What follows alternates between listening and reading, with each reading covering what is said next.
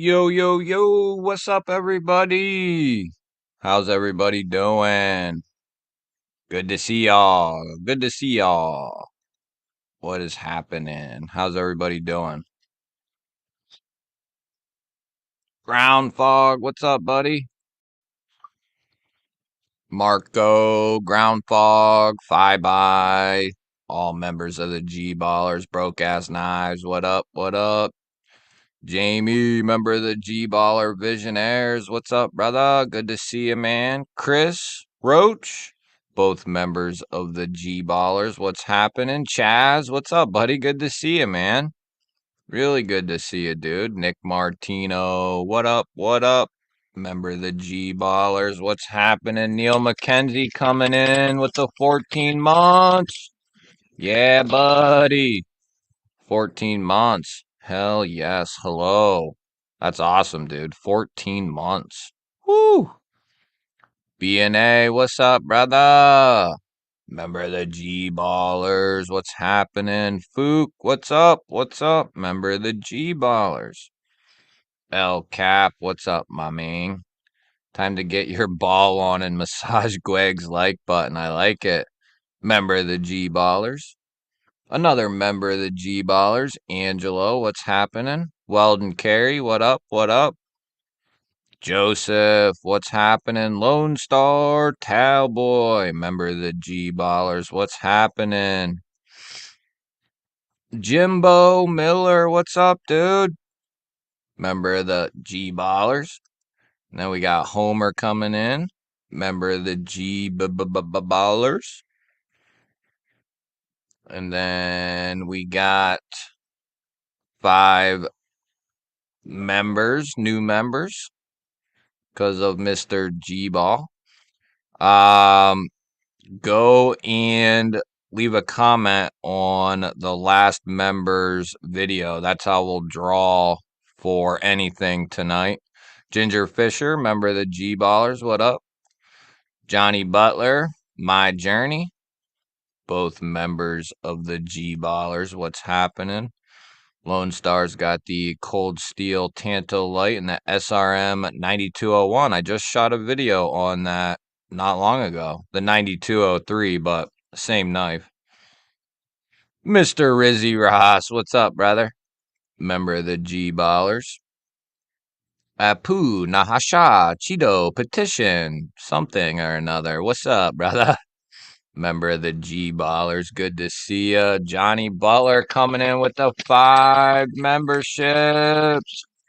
Kevin England, Amber Hill, Anthony Rollins, Palmer Connolly, and Tree Stabbing Troy.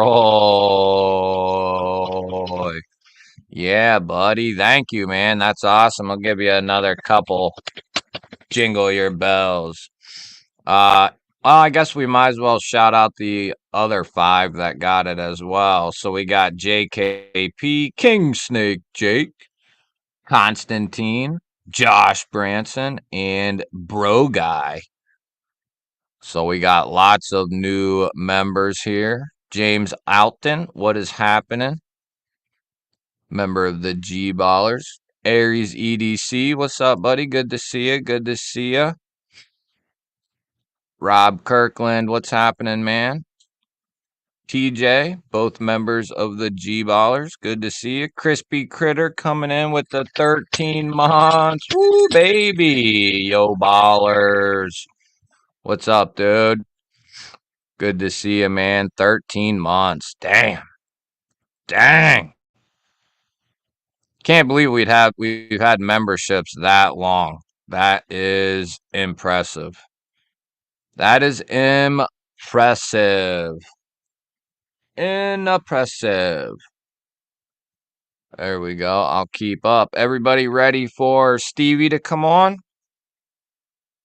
I told him probably like 9:30, something like that. So he'll be on at some point.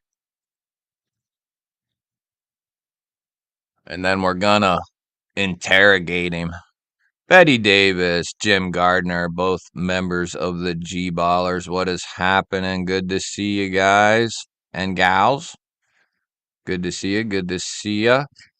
Yeah, if you are a member or become a member, I will link the video here in a momento. Un momento. Is that it right there? There it is. I'll put it in the Chizzy chat and then I'll pin it at the top. That'll be for the members giveaway. There we go. There's Stevie, pre-funkin'. All good, buddy. No rush, no rush. Stevie got exposed. Big pickle fan. You know, I hate pickles.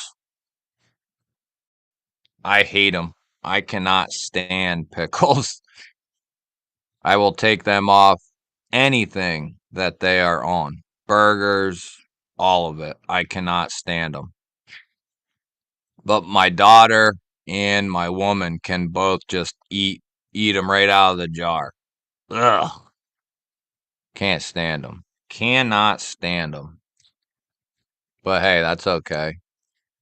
Food's like knives. You don't have to like everything, but there's something out there for everyone, right?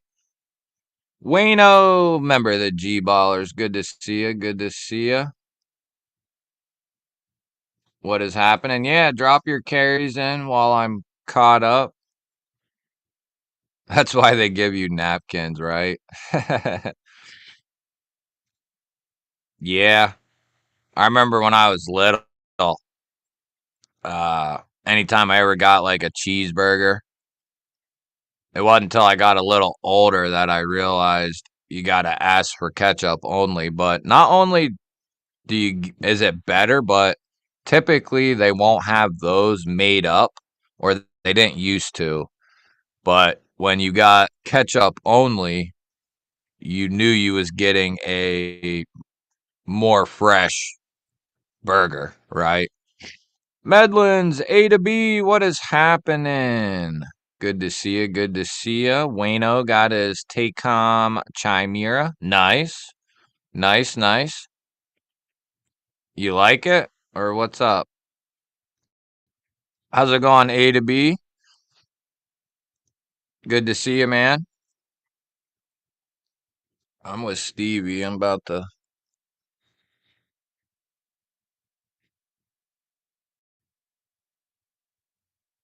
So, did anybody get anything exciting over the weekend or over the last week or so? Jimbo's got his Tempest Microburst CRKT Spew, which is a fixie, and a Rosecraft Holston River Surgeon. Nice. Rosecraft's doing a good job.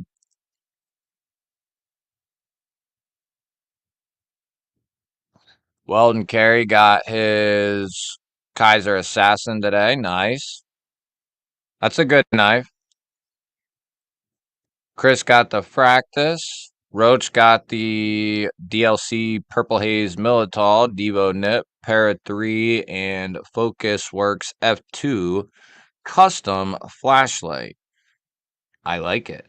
I like it. We went to the fair last night and I went freaking loaded.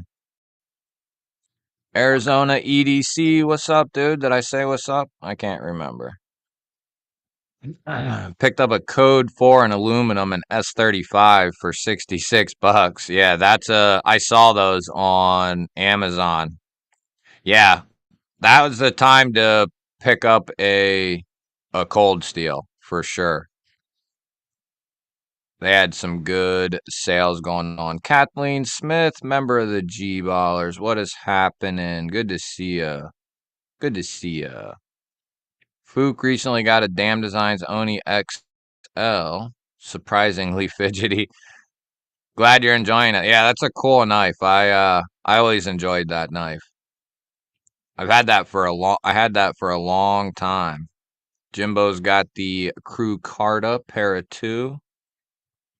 Lonnie's got his hopes up. That's all he's got right now. Could be hit or miss then, huh?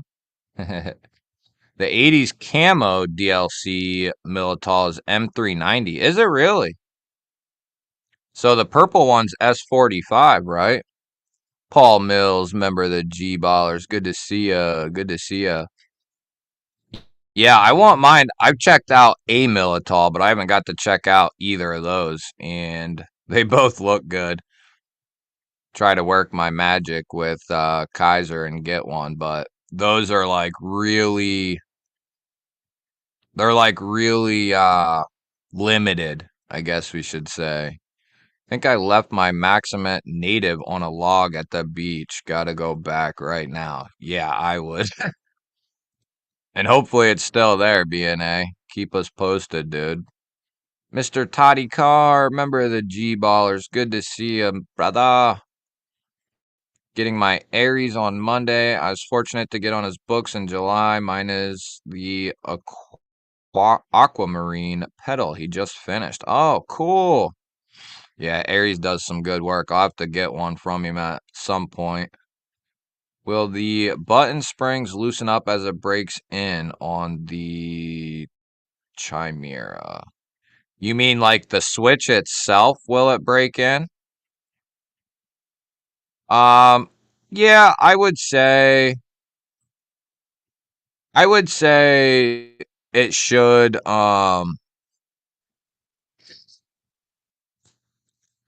I would say that they will break in a little bit. Also, I would say your thumb will get more used to the OTF, especially if you're not used to them. Hey, there's Stevie.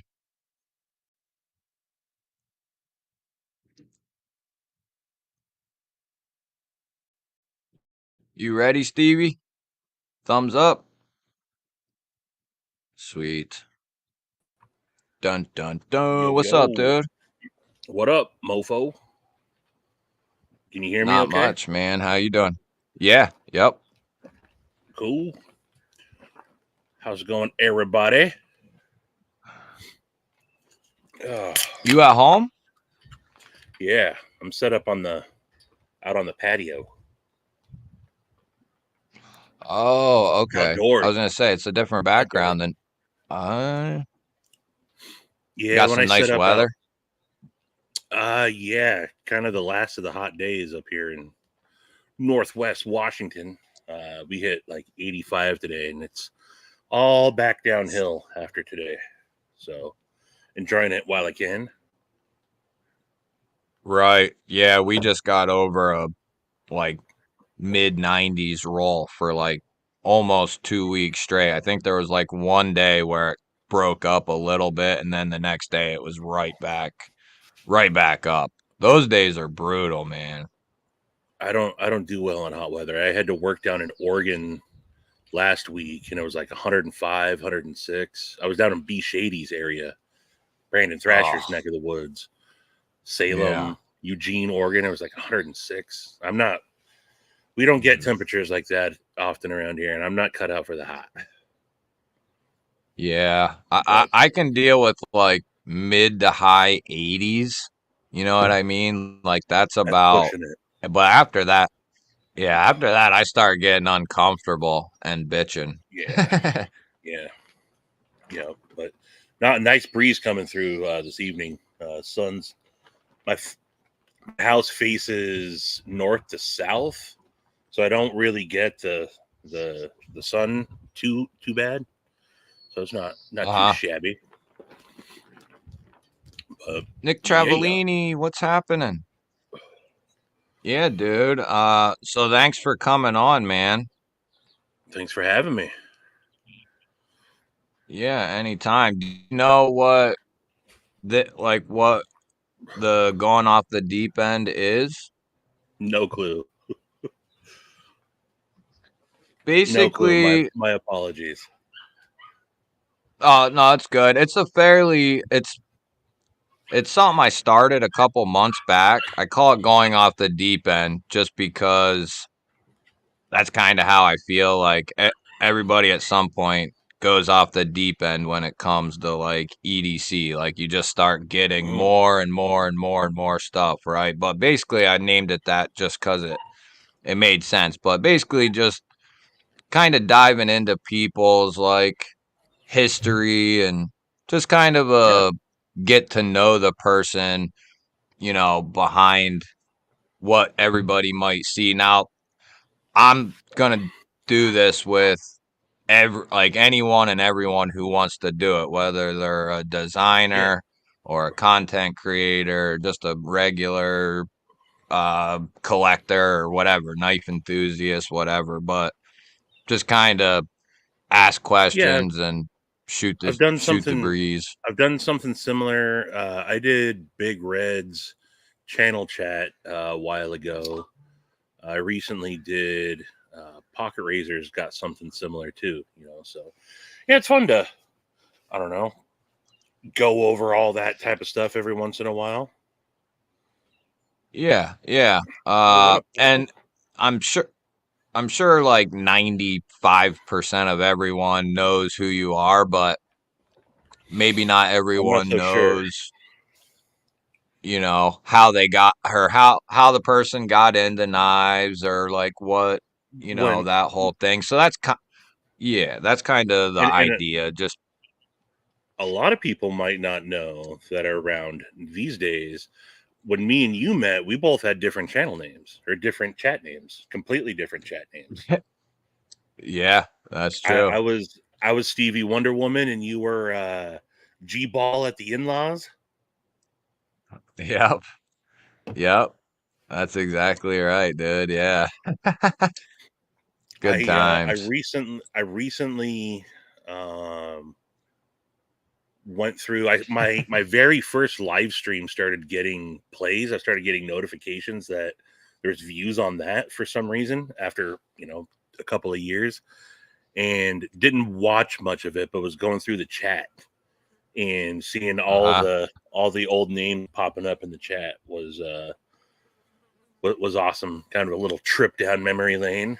It's hard to believe that Yeah. it's been what, like, I don't know, at least like 2 years, almost 3 years probably since. I mean, yeah, Yeah. it's been about I three, coming remember. up on, yeah, like 3ish years, I think, when I really started getting into the like chatting with everyone and started to actually make some sort of friends. Yeah. Yeah, I would say probably 3 years. I remember when you first kicked off your channel, and for anybody who doesn't know, Stevie's had a channel, been creating content for probably an extra year to 2 years, probably a year and a half, 2 Yeah. years longer than me, and I remember watching some of your videos or most of your videos early on there where just a chill vibe. That's what I loved about your videos, dude. Just a chill vibe, freaking. You had a Yeah. little bit of. I think you It's had a little bit of music going, like I soft. used to You play, know. yeah, I used to play a lot of like instrumental hip hop. Like just, yeah, just chill music because I don't know. I'm music is I could talk more about music than EDC any day. Music's just something I always got going, and so when I uh started pushing the record button and talking into a camera, I had to have something playing in the background. Right, right. Papa Rhino says, "What's up? What's up, buddy?" There's Papa. What up, Papa? Scotty N coming in for the 15 months. Holy smokes, dude. Yo. 15 months. Oh yeah, What's shout out happening, to buddy? Scott N. Yeah, that Yeah, was that was awesome. Getting to meet yep. everybody. Oh yeah, What's yeah. That was a good time. That, man, it's hard to believe that was already a month and a half ago, almost 2 months ago. Yeah, Yeah, I know, man. Todd. I Yep. always, I mean, I'm sure a lot of you hear it, me repeat it. Grooves Day Night Live with Grateful Panic is where I got to know everybody. All the people that I'm close with now, I met back then. Through those live streams.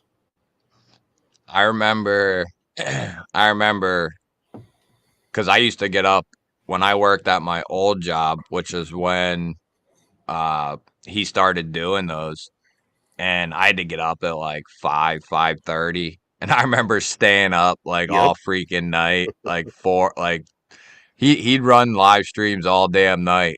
And I remember hanging out at I, like 3 in the morning, be like, I gotta freaking go to yeah. bed. I mean, I would go to bed and get up, and he would still be going. I'll never forget. I got up one Yeah. time, and I don't know. It had to have been like 3 in the morning, and it was just him and Snuzz Nuzz, just them, just going back and forth. Like, what are you guys doing? Like, you're just having a conversation on the internet instead of talking to each other. It was hilarious. But yeah, those old live streams were, and that's kind of what I've modeled my lives off the live streams that I do. It's more just a hangout than anything. No, no structure, Yeah. no, I a natural conversation. Right, right. Yeah, But that's like Monday night. We yeah, I'd say there's times like we'll talk about knives, but I would say the majority of time, like Monday, we got into this 80s and 90s movie, like action movie yeah, craze. And for like 2 hours, we named off 80s and 90s that's action movies and like we're looking them up. It was a great time. yeah, that's the kind of stuff. I mean, yeah, I can talk about knives and EDC just as much, talking about all that stuff, but it's something that's repeated often. Met everyone through knives, and then you realize you got so much more in common with everybody. Yeah, yeah, for real. Yep. There's Rizzy Ross coming in with the 15 months. Little What up, man, Dang? put that shit in my hand. Nice. Ron Dobbins. Yeah, we got a nice crew. Demon Ox in here. Yeah, what up, Demonoc? How you doing, brother? Demonox, another one I gotta. It's cool getting to have met so many people in person. But when I was down in Vegas last time, I met up with Demonoc. Got to hang with him Oh, and Miss Demonoc for the night. that's awesome. Yeah, I can. 1913 Leatherworks. I got some 1931 Leatherworks right here. Terry just did a bunch Yeah, of Anno for me. He did the Ohio River I Jack. saw that. I saw that. Yeah, he's got Didn't a nice edge, but does didn't some of the best stonewash acid wash out there. didn't you get another knife done as well? There it is, the smock. That's right. That's right. The Yeah, that Regnus looks Smock. really Yeah, good. yeah. Terry let his skills show. What up? They Yeah, just got Terry. back from a bike ride. Oh, nice. It's really scary. So do you got your kids in EDC? Get them? Yeah, They a little bit. They both like looking at like my son will, couple times a week come out and look at some of the knives that I have out on the table or, that sort of thing. They both like the sticker side of stuff. oh yeah, I have yeah. stickers all over my door. They really like that. That's another thing I was gonna say, dude. I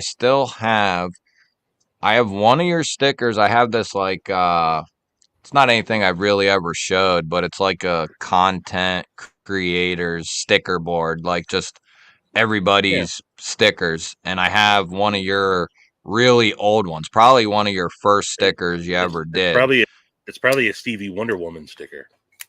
Yeah, I have one of those up on the board, but I was just going through I put all my stickers I get in this like big Ziploc bag, and I was That's going what I through do. them, and I just happened to stumble on this stack. They have to be 3 years old, but I found a Stevie Wonder Woman sticker. I found a Mattis Faction sticker. Uh, I found Those are some rare. like old, yeah, I found some old Big Red stickers, like just a bunch of old stickers, and you probably can't see it, and it's a little newer, but I have one of you and Mattis Faction like combined sticker. I think Oh, that one's a little newer, yeah, but I found that that's said not faction. as old. Yeah, not as old, but yeah. So good times, good times. Yeah, indeed. Oh wait. Where did I see that? A $2 G-Baller holler from Ron Ooh, Dobbins. Thank you, brother. I nice. appreciate that. Appreciate that, Yeah, what man. up, Cheeto? So I guess the first question would be how did you what was your first experience with knives? Like, was you a kid or was you a little Yep. older? How did that work? I've been carrying knives on me since I was a Cub Scout. Going back 6-ish years old. Something I still have sitting over on my desk inside. I still have the first pocket knife my grandfather ever gave me when I was like 8. Okay. And yeah, growing up, going through Cub Scouts, into Weeblos, into Boy Scouts, pocket knives were always a thing. And really, before you knew it was EDC, EDC was always a thing for me. Right. And then becoming um, heck, even growing up as an early teenager, skateboarder, having my backpack full of tools, so you could change a bearing, change have the old skate key.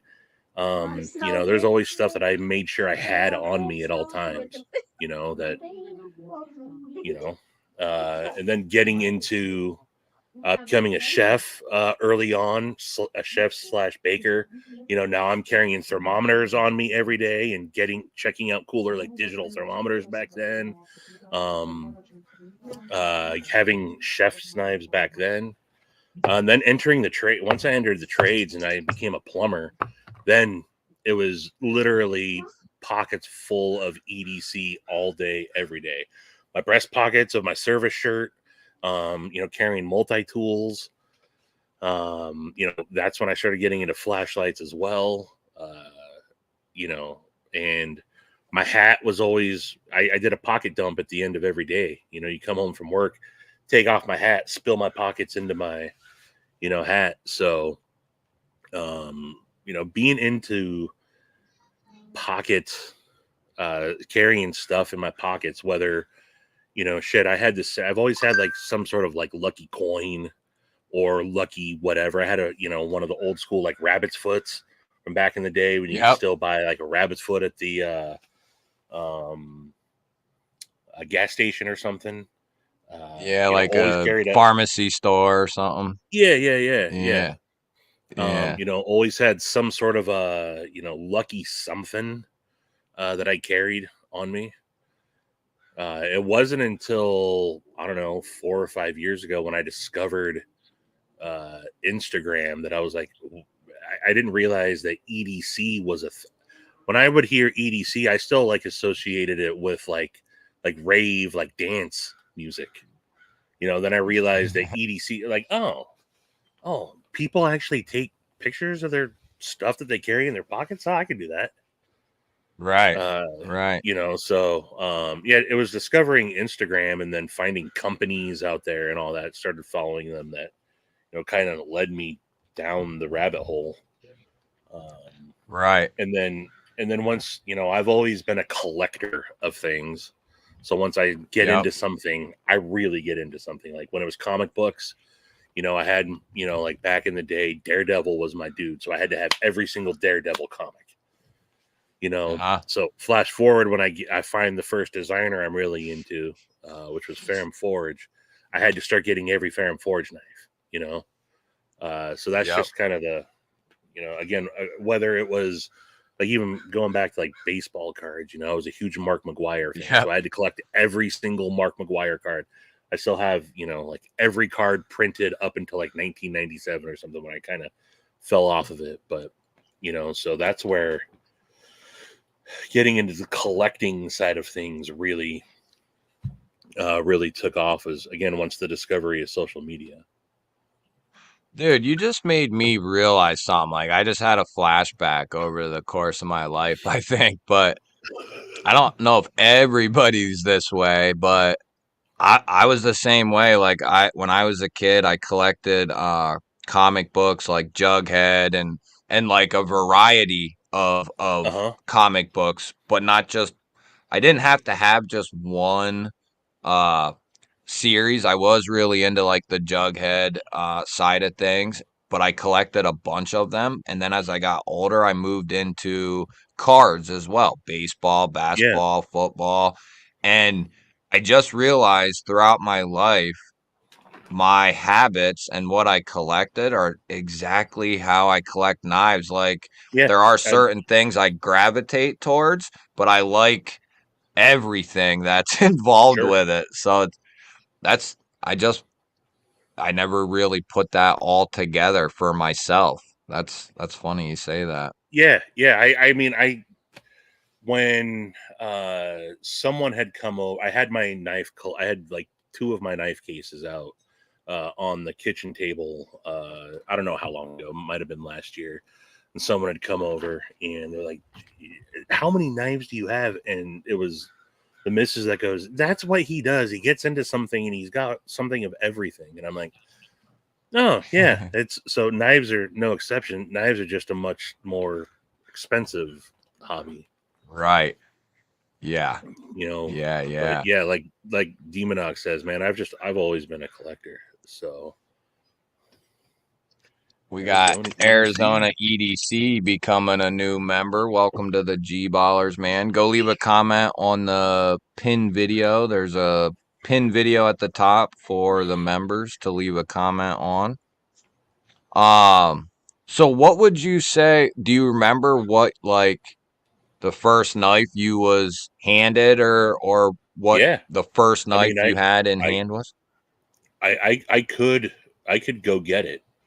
So I had just some little. I man, I wish I still had this, but I had gotten in Cub Scouts. We were issued some sort of, I don't know, little Swiss Army knife, little tinker or something that had like our troop or like our pack on it, and that was, Oh it was just yeah. it was single blade scissors, uh, toothpick, tweezers, and I had that Yeah. for, I don't know, like a year, and I dropped it off the dock while fishing, and so I'm like literally like 6, 7, 8 years old.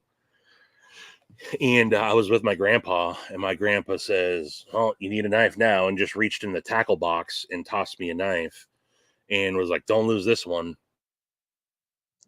And again, I still got it, and that was the knife that I carried every day for probably 25 years. I mean, I Wow. recently retired it about, or not recently, about a decade ago, and then Uh-huh. finding out what it was. It's a 1944 Schrade Walden Auto that he bought when he Wow. got when he was finally done in the military. He came home from Germany, World War II. He walked into a storefront, bought a pocket knife, and that was his knife for. If he bought that in the 40s, he gave it to me in like 85. So that was his knife for 50 years, 40 years sitting in his tackle Wow. box that he gave to me. And yeah, I still got that thing. The lockup is still there. It still deploys at the switchblade. But yeah, that knife is, again, even being a service plumber, that's the knife that I used, stripping wires. And, so I had in amongst other knives throughout that time, but that was the main knife that I had, the main Right. knife that I had for years. So yeah, I still, not only can I remember it, I still got it. So That's awesome. That's probably one of the coolest. That's one of the coolest first knife stories. That's really cool. Yeah. And for the people who don't know, who might associate Schrade with a downward spiral, Oh, Schrade has been they've been the company, like they were at one point, actually a couple different points in time, the top dog, in a yeah, variety of things. So, and that was yeah, probably one of them back then. yeah. That was one of their, back when they were still made in New York, with Walden. It's on the blade. It says Schrade Walden. I had to look it up. It wasn't until like a couple years ago that I finally looked it up after my grandpa, as he was kind of passing away, he had asked me, he's like, "You still got your knife?" I was like, "I got my knife, Grandpa." And I was like, "Where? I never asked you where you got this." I was like, "Do you even remember?" And he's like, "Yeah, that's the pocket knife I picked up. He had gotten off the got was officially discharged in New York after the war, and he didn't have a pocket knife on him, so he was in New York City and just walked. He said he walked into a storefront. From what I'm gathering, I think it was Schrade Walden that he actually went to, because they sold like watches and all sorts of stuff like that too. And he Yeah, just picked out a pocket knife, and so that's awesome. yeah, they were still made way back when in New York. So yeah, they were obviously they've gone all through the manufacturing side of things now, but they're one of the OG Yeah. knife makers. Yeah, due to some piss poor ownership and management, they've had their ups and downs for sure. But I Really? personally, I'm rooting for them to make the turn, and I Yeah, hope they I they're they're trying showing some. Yeah, they're showing that some progress. that So Alpha series that they got now. They're more, I guess, premium US yeah, folders. Yeah, it's nice to see him doing that. yep, Um, yeah. And when I was a kid, uh, their their bread and butter, which would have been like early 90s, mid 90s, their bread and butter at that time was their fixed blades. oh yeah, oh yeah, They they were like the shit, one of the companies that were producing must have fixed blades for outdoor right. stuff. And we lived on a couple acre property, and I think my dad might even still have it, but we had this big old Schrade and just beat the piss out of it, clearing dirt bike paths and Mhm. stuff like that. That it got used every day for or every summer and whatnot for years, and it just kept on trucking. I think he Well, still has it. I yeah, I had I'm pretty sure I had some Schrade fixed blades growing up. I also said recently, um, I think when we were kids, if you grew up having pocket knives or even fixed blade as a kid, we used our shit way more than we do now, right? Like I Yeah, literally like every day was carving something, whittling something, making whatever, building forts, clearing uh, sticker bushes and whatnot. Now yeah. I'm open up some Oh, Amazon packages here and there, just like yep, everyone says. Uh, yep. I mean, and now I actually save cardboard, and I just to use my knives. I would just break it. In all honesty, Amazon tape these days, even like you just poke your finger into it, but you don't even Right. really need a knife. But Yeah. now, like we, I toss all the boxes into the garage, and then once every couple of weeks, I just load everything up, go to the recycle center, and that's when I use my knives You to use my knives, just to right, test things right, out. But I wouldn't typically, be processing cardboard. right, right. There's something to be said. I know there's some, like, there are definitely, like, even me being a carpenter, a finished carpenter and that sort of thing. There's definitely times where I could use my pocket knife a lot, but And it's that way with some other things too, like pry bars and these bit Sure. drivers and stuff. But ultimately, even if I have that shit in my pockets and I can, like, say I'm taking a switch cover off or something and I got my big idea design bit bar in my pocket, a lot of times I just grab a flathead out of my tool Right. bucket and I use Right. that. But there's something to be said for having this stuff Yeah. in Yeah. And case you need the shit, I you know? I don't and I'll be completely honest. There are some days I have 2 or 3 knives on me, and they might not ever actually get taken out of my pocket unless I'm in the cab of my truck and I'm just, you know, flicking away while I'm, driving, Yeah. Um, and I don't, and I'm not one of the, it makes no difference to me if people buy their knives to set them on the shelf and just look at them, or if they want to pry, open paint cans with them. It doesn't bother me. Yeah. But I will use my, shit. But also, I mean, like, look, let's be honest. When I go camping quite a bit, I don't baton with a fixed blade. I have a hatchet for that, right? you know, Right. I Yep. mean, it's cool to test stuff out and know how to do that. Don't get me wrong. Yeah. But again, I'm not batoning. I'm splitting firewood. Even if I got my, a nice Seeks, hatchet on me or something, Right. Right. Yeah. But you have But the fixed blade can do it, but you have another tool that's just more adequate. But yeah, having the fixed blade just in case is right, a good yeah. there's And Brian. yo, what up, Brian? I got some of Brian's. Speaking of Brian's, our newest brother on EDC Roundtable, got some of Brian's fire Yeah. seals there that I've used quite a bit. Yeah, they're badass. They're Yes, they badass. are. Jay and Kevin. Yeah, great work on if one of the mods can link the EDC Roundtable store, that's where you can find, for anyone who's not familiar, it's a store of a bunch of people who make handmade things, and you got your beard Every, oil. Everybody's got their different niche, and yeah, you can find a lot of good quality some good handmade, leather, yeah, some all Lancelot leather. Get Hanks. some Forest Hanks. Get some beads. Lots of pocket jewelry. Right. Yeah. P&W Fun Stuff also just joined, or excuse me, Fun Works. So he's selling his pens and his walking sticks and everything on there.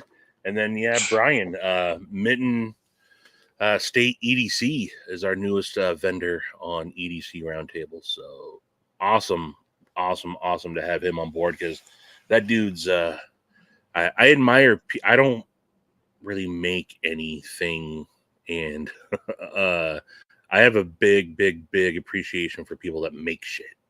And he's Yeah. a dude that makes shit. Yep.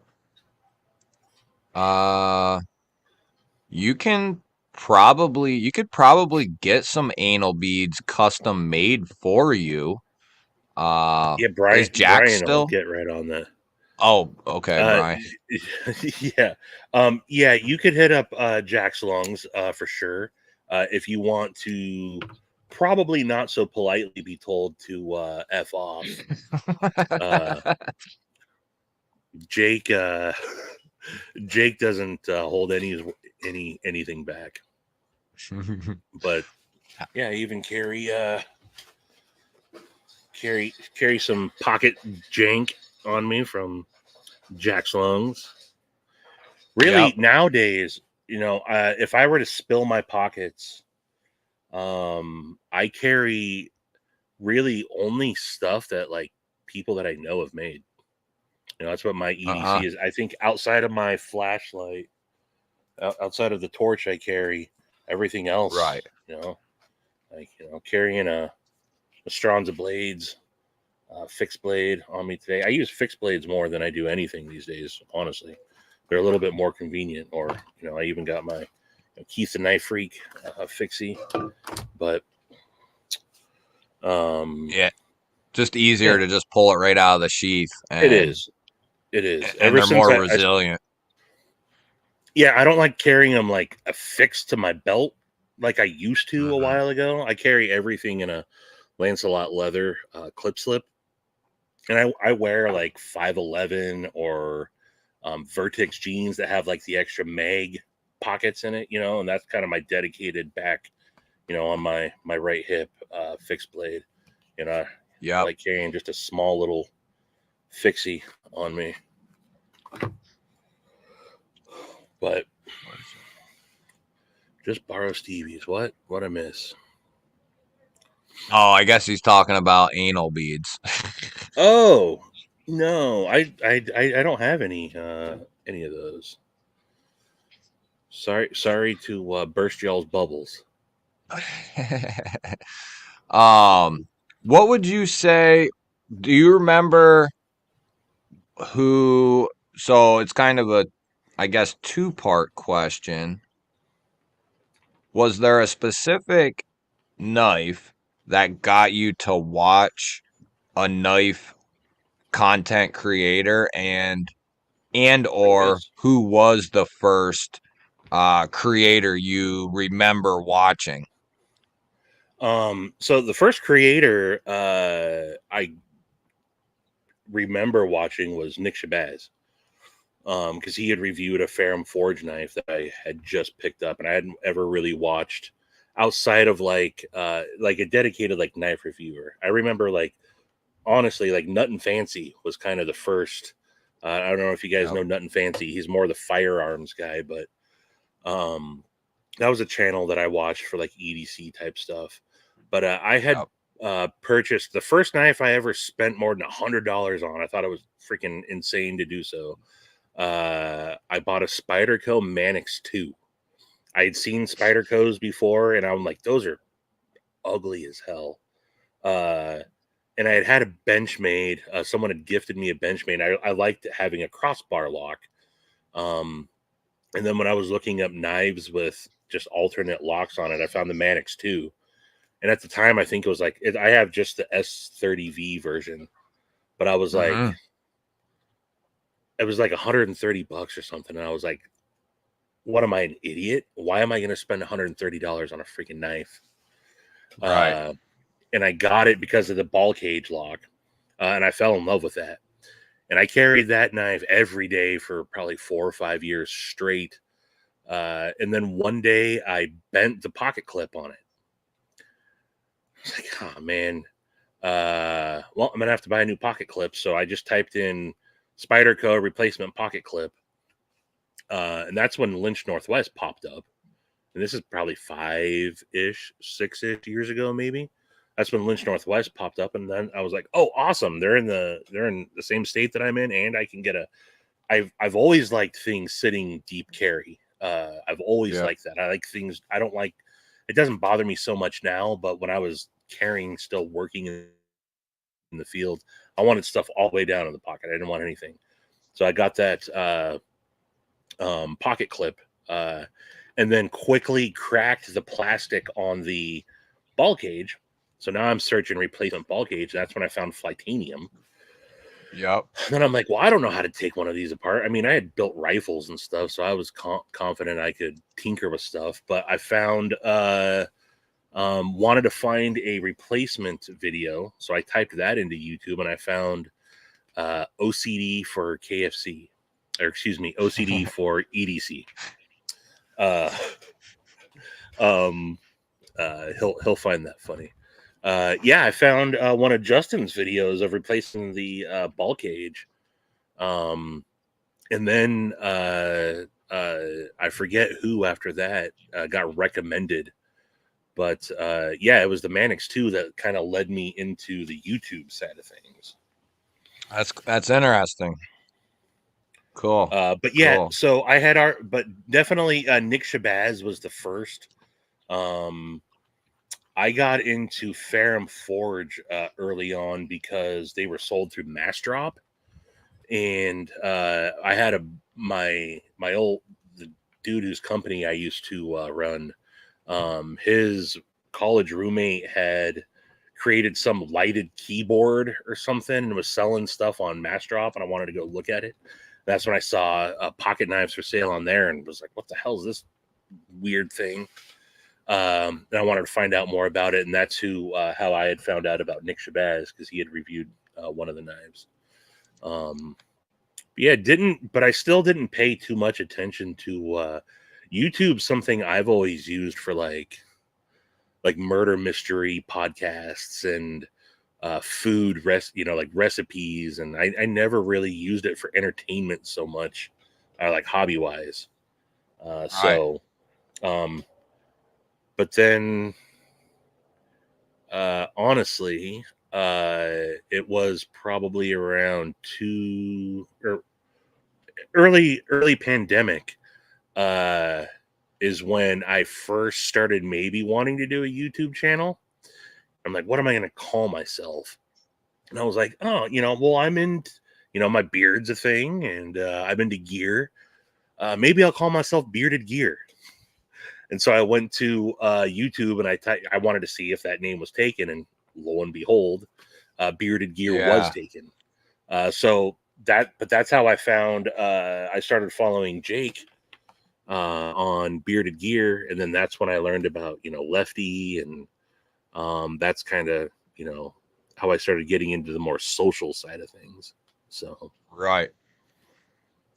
That's awesome. Yeah, good old Kev. Yeah, I remember when Kev first started up, probably like yeah, 2019 or something like that. yeah, It was right as I was leaving. Like I'd never watched YouTube like ever, even like all through school, all through my early 20s. Like it's not something I watched. I knew about it, but I didn't even know what it even consisted of, probably till I was in my like mid to late 20s. So we're talking like 2016, around that time is when I yeah, even first looked at some shit. And that was only because I think I was doing something with a pistol or a rifle, and I couldn't figure out where this pin or this spring right, went or whatever the hell it was. And I was like, man, I think it was nighttime, and I was like, I can't even get an answer. So I just happened to type it into Google or whatever, at the time, probably right, Google.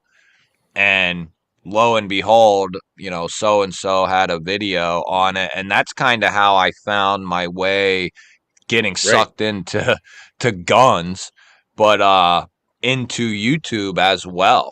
And then right, it right. skyrocketed from there. And then probably after about 2 to 3 years, I had a freaking enough of the gun community, man. Like And that's that how whole side of everybody the does it. Yeah, you get caught up in the whole the pores.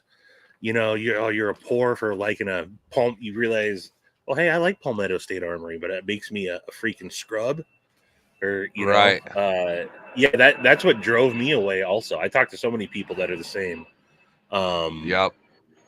but yeah, the good old days, doesn't seem like it was that long ago when you could go to YouTube and watch a full breakdown of how to build a rifle from a bag of parts. That's Yep. what I mean. During I've built, counted the other day, I've lost count. I've built 8 rifles, and a lot of Oh, those cool. were those videos aren't there anymore. You can't. I Y- had bookmarked all those. Those are long gone. You can't really watch anything like that anymore. But yeah, that's what eventually, again, kind of led me over. I used to watch, like I said, Nut and Fancy and Tactical Yep. Toolbox and Such Double Ot and Yep. all those guys. Yep. Yeah, I'll still tune into a Nut and Fancy here and there. Tactical Toolbox, I still once in a great while will tune into Mm-hmm. his stuff. But Such, I Yeah, probably Such is an watch. OG. Yeah, I still watch him probably on a weekly basis. He has a live Yeah. stream Yep. once a week on his other channel, Sensible He's the Prepper. Yeah, Sensible Prepper, right. But Yep. he's the first one that I ever learned about an Olight from, because I was also, before I was even into the pocket knife side of things, I was in the flashlight community, man. I was early on. I still have like the very first when it was like the first 100 members of what their O fan club is now on Facebook. I was one of the original first 100 members of that and have like my commemorative little sticker thing that they did. And so I've been around, but it was Such that I started, that brought me over there. Which again, that's what had brought me to Instagram, was looking for, you finding out about different companies. Now I'm looking at, Holosun and Trigicon and all that type of stuff. Yep. That's how I discovered Glow Rhino, was through Night Vision. That's their sister company. Night Vision makes tritium pistol sights, and when they launched their EDC company on Kickstarter, was Glow Rhino. So like my glow fob that I've had is the original Kickstarter glow fob, from like 6 years ago or whatever. Yep. Yeah, that's cool. What made you want to start doing a channel? You have to blame that, or I have to blame that on Kevin, Lefty EDC, and Jared Neve. So before I had a channel, I was friends with Kevin, and I had started on Instagram. I had made a couple of like stupid videos mocking knife reviewers, and Kevin's like, "Hey, dude, do you want to come on one?" He had just started doing live streams. He's like, "Do you want to come on a live stream?" I'm like, "Dude, I don't have a channel or anything, or He's like, "You should just come on." And he had Jared Neve was on, and I don't know how long ago it was, like September of 2021, I think is when, because I started in October of 2021. And I was just bullshitting with those dudes. And afterwards, they're like, "Why don't you start a channel?" And I'm like, nah, man, that's what you guys do. I don't do that. They're like, "No, you should do it." I was like, I don't know. But I had it was in pandemic time, so I had to start working from home and doing a lot of web-based trainings and stuff. So I had to get a brand new webcam and whatnot. So they're like, all you have to do is just turn on your webcam and start talking to it. I'm like, I don't know. I'm like, I don't have any knives. I don't have enough knives to show off. I don't have a microphone or anything. Jared's like, "Hey, I'll send you some Tucson's. I'll send you a microphone. Microphone I still use is one that he had sent me.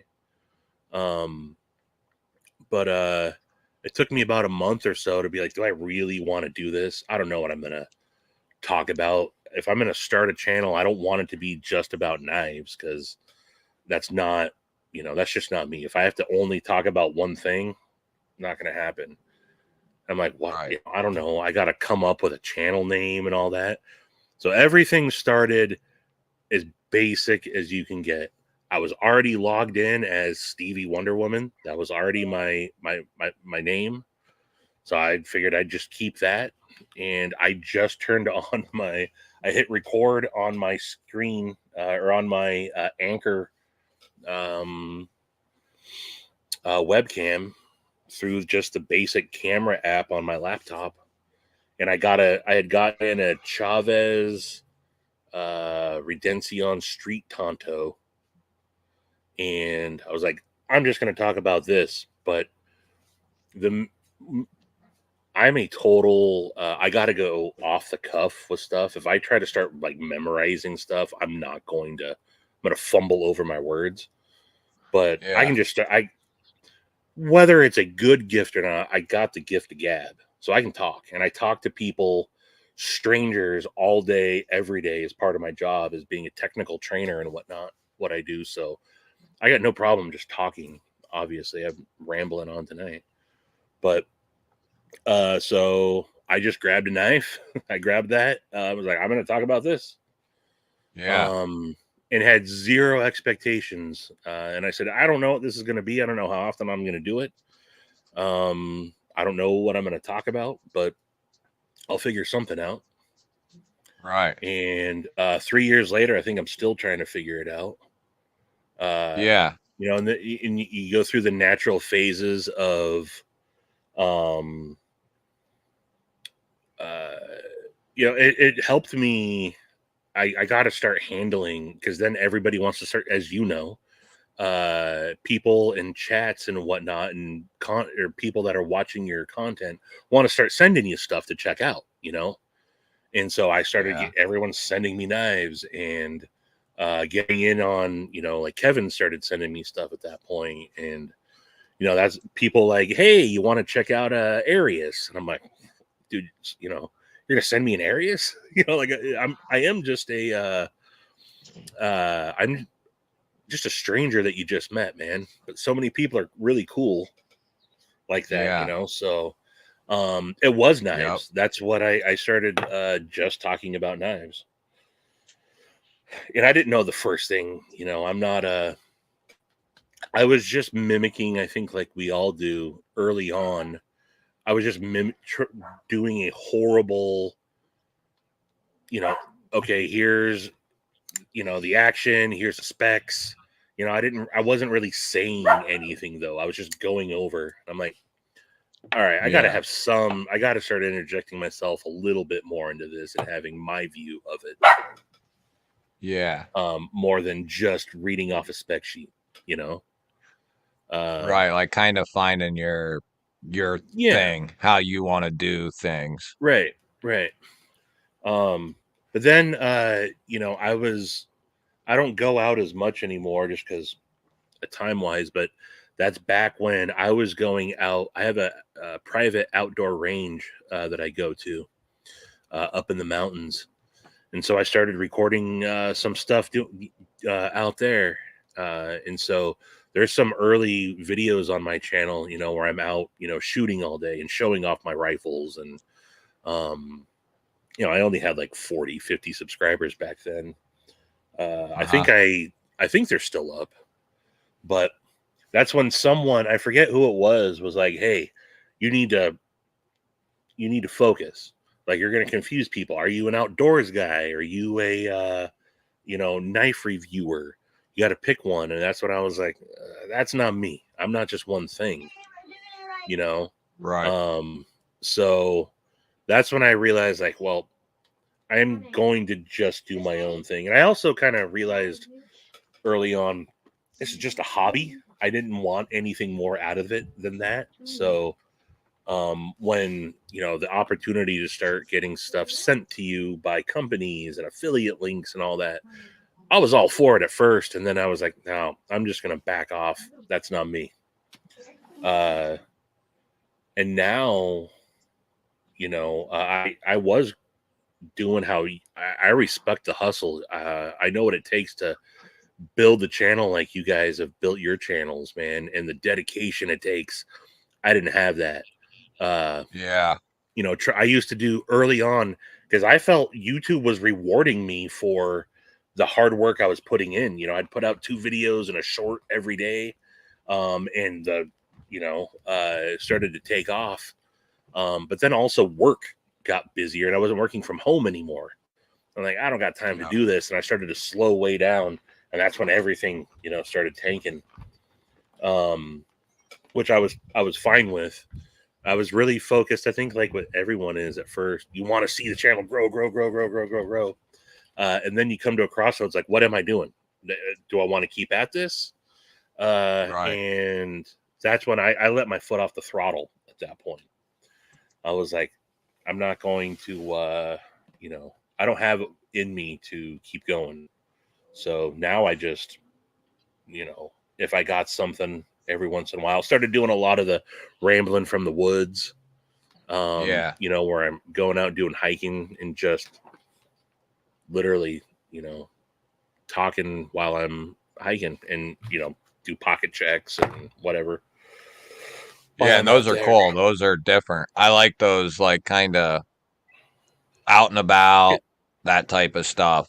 You yeah, it's know, more like even if you're a just more like a vlog hanging out. style, you know, Yeah. than Yeah. anything. And that's what I have fun doing now more than anything. So, uh, you know, and I've tossed in some how-to videos there. You know, did some stuff building a fire with one of Brian's ferro rods, and you know, I've done building this. I'm gonna go out and camp here in a couple weeks, and I don't know, make a breakfast with all my different stuff, and you know, I'll do that type of stuff. But Yeah, that's that's how cool. the evolution of the channel kind of went. Yeah, you're definitely right, man. I know, just being a casual viewer for many years of the gun and knife world, um, it is a totally there's a couple sides to it. Like, you can treat it as a hobby and just kind of do do whatever you want to do on your own channel. And it and the results and the outcome are gonna be what they are based off the YouTube Mr. Eddie. overlords, and but then there's the other avenue of, like, going head on with it. And I know it is ultimately, like, very tough It is, dude. to continue, because, like you said about that Crossroads thing, I would say every couple of months I hit a point where there's times where I think to myself, I wouldn't mind letting my foot off the gas too, you know?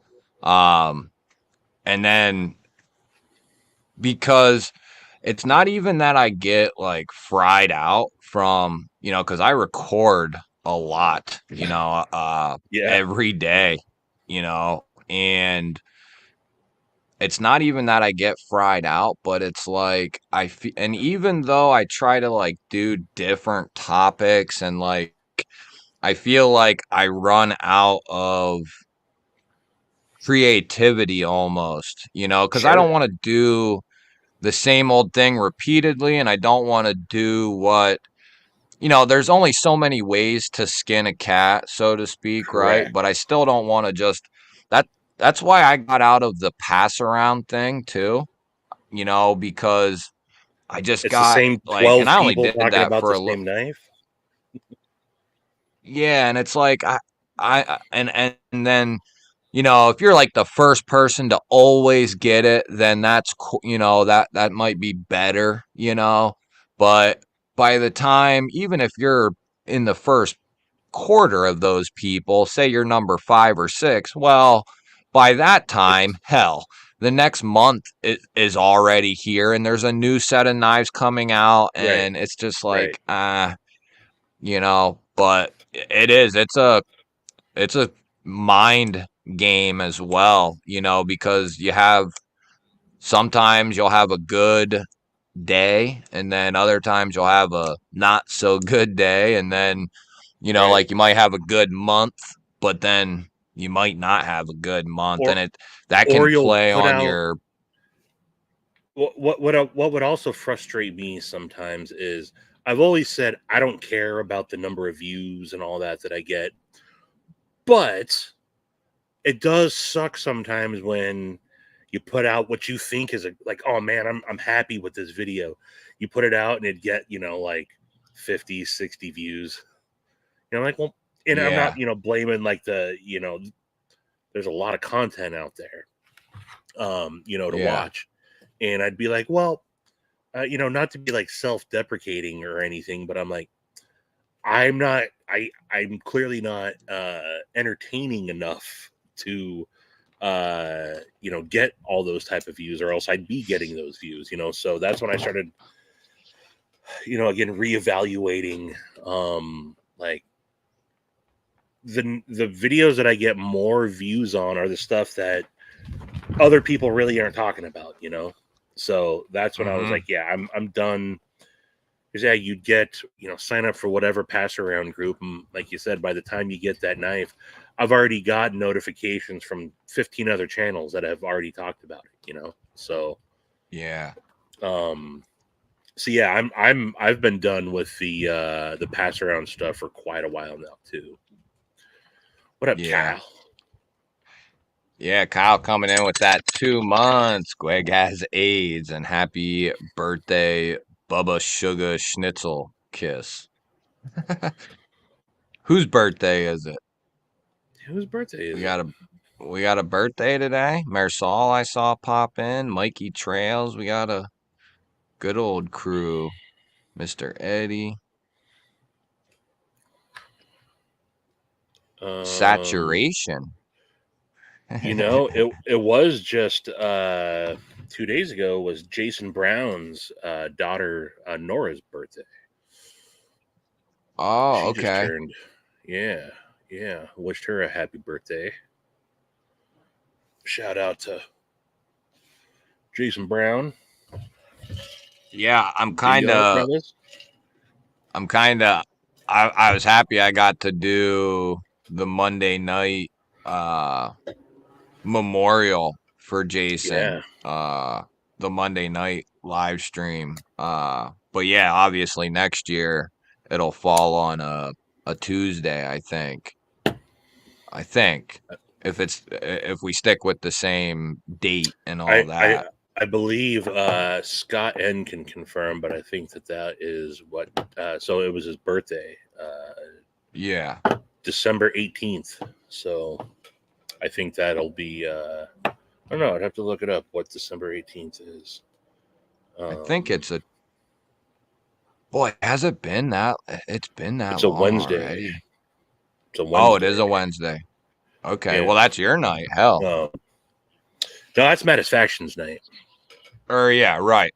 Right, right, Yeah. right. I don't even have a regular. You know, I mean, we flip flop back and forth on said faction now on Fridays, but I stopped. I was way back when I finally started going live. I wanted to pick a day that no one was going live on, and using Knife Tube schedule. Um, Back then, there were so many open spots on that schedule, and because Lefty used to do On the Edge with Grady's Gear and DTOM every other Saturday, I just started going Yep. live on their off weeks. And now I don't even let's see, last weekend I think I did because we announced Brian Mitten State EDC joining EDC Roundtable. But that's the first live stream of my own that I've done in a while. Hmm. So yeah, Yeah, Maddie's it's is hard to keep Wednesdays. up with. Man, Anyway, you know. it's I would say nowadays getting into the knife community, there is no lack of content. No, I mean every day, all day, someone is live. You know, every single day, morning, afternoon, and night, in every time zone. There's a someone's going live. Yep. Yeah, we got them all over the place, man. All over. And that's really where, you know, I don't it's not an offense to anybody. I'm sure most content creators can say the same. You're so busy focusing on your own stuff, you don't get a chance to watch a lot of other channels anymore, because there are so many. It's hard to keep up. But Yeah. live streams and whatnot is now where I end up talking to most people anyway. You know, Yeah. Yeah, that's how it's been for me, man. The time I get to listen to content is probably while I'm at work where like I'll put my phone down, like play a video, put my phone down and kind of listen in. and then I'll go back to my phone and like look for the next video. You know, everybody has their time slot pretty much throughout the day when Right. videos are released every day. You know, you can expect so you know Kev at 10 or 10:30 and Metal Complex at 10 and you know and then it carries on throughout the entire day. Not that I get to watch each video every day, Right. but even now, like as much as I would want to, um, I miss a lot of live streams, you know, uh, just for the simple fact of if I were to catch those live streams more, that would mean I'm missing even more time, which I used to do. You know, I'd record all evening and into the night, then I'd hang out on live streams, and I found myself missing a ton of time with my kids and my family and stuff. Right. So I ended up having to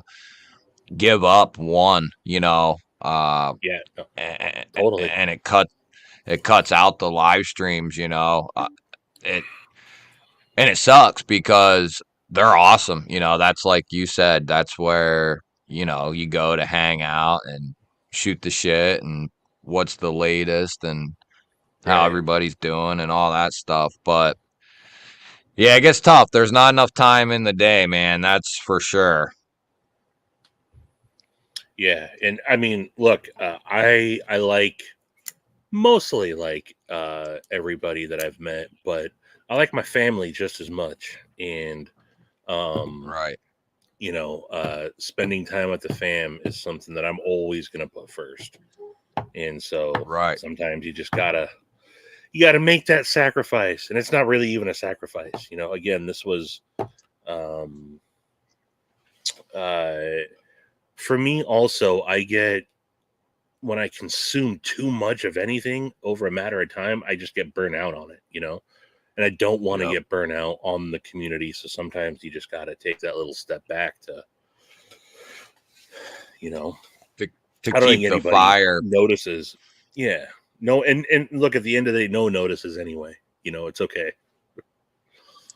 No one's Yeah. like, hey, where's so and so? No, it's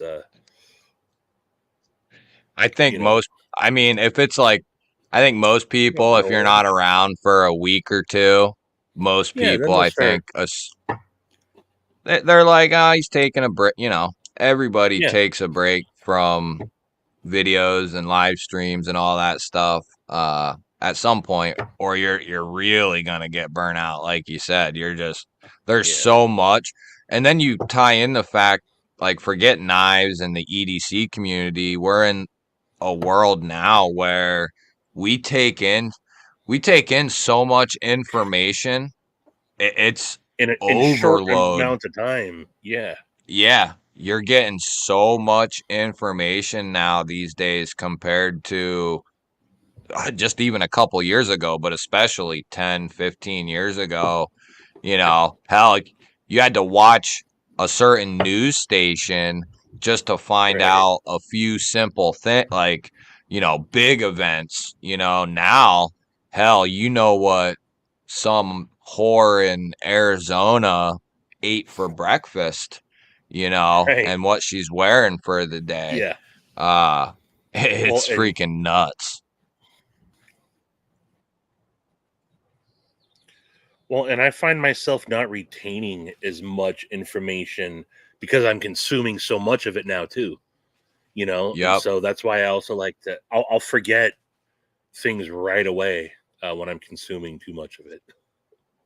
Yep.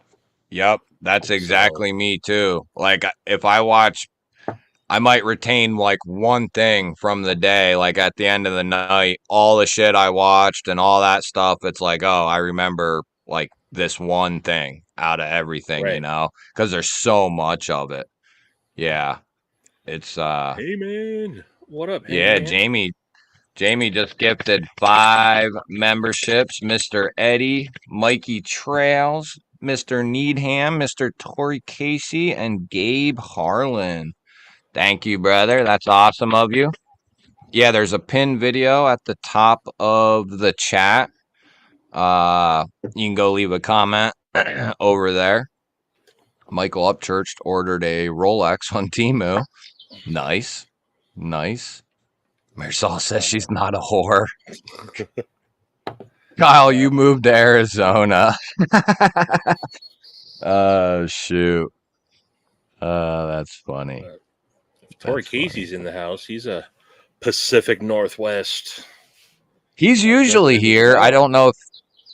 Yeah, there's PNW. That's funny. Yo, PNW was in here. He was in here Monday or last Saturday, and I thought, man, somebody has a name really close to PNW Fun Stuff. And I didn't know he had changed his freaking name, man. Yeah, I found that out, but that's why I said people changing their names, it freaking destroys me. Oh yeah, psychologically, because you see the name for so long, and then it's like, I mean, it's one thing if you keep G-Ball in the title or you keep Stevie in the title, but then who keeps messing with me the most is Crispy. Who's brutal now. Crispy Critter is brutal now. And I'm like, I don't want to disrespect, but I got to keep you crispy. Yeah, that's what I call him too. Yeah. Yeah, well, I have to, there's a few people who've been members of the channel, and a couple of them have changed their names recently, like entirely. And I don't even, I'm like, who the hell's that? And then I'm like, oh, it's freaking, so and so. And man, it now, like Cheeto, who changes his name every day. His is easy to Cheeto in there, yeah, that's true. Yeah. But yeah, it's something that I always feel bad about, but I don't retain people's names very well in like real life. Not that this isn't real life, but right. Then when it comes to remembering name changes and everything, and then it's always even more confusing when they're a different name on Instagram, or like we have the Said Faction Discord. Sometimes people have different names on there too. It's like, man, you want me to remember 3 of your names now? That's not happening. So, yep.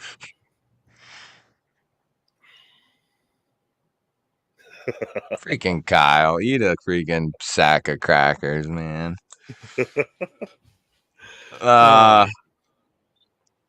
So what? So how many knives do you think you have in your collection, and what's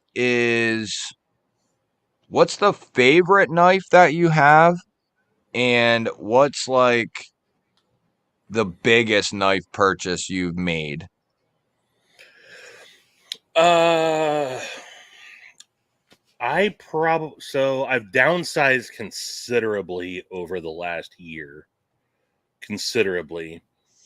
I have 2 knife cases now, 2 48 spot knife cases, not counting all my fixed blades. Did you come in? But I have. Oh man. Well,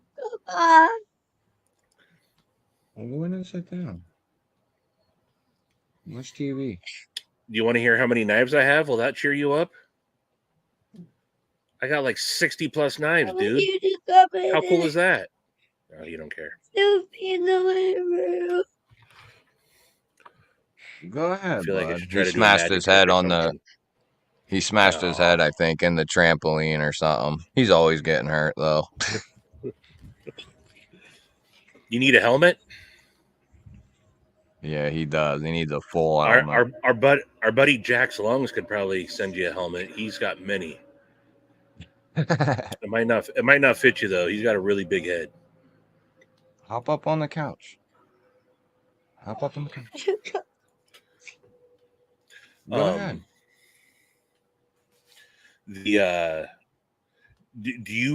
Where is your office, or like where are you set up within your house? Are you like common to everybody else in the house? So this room is actually an enclosed porch is what this is. Like it's like an enclosed sunroom porch that I've kind of when we moved in here, I set this up with like a table and a day couch.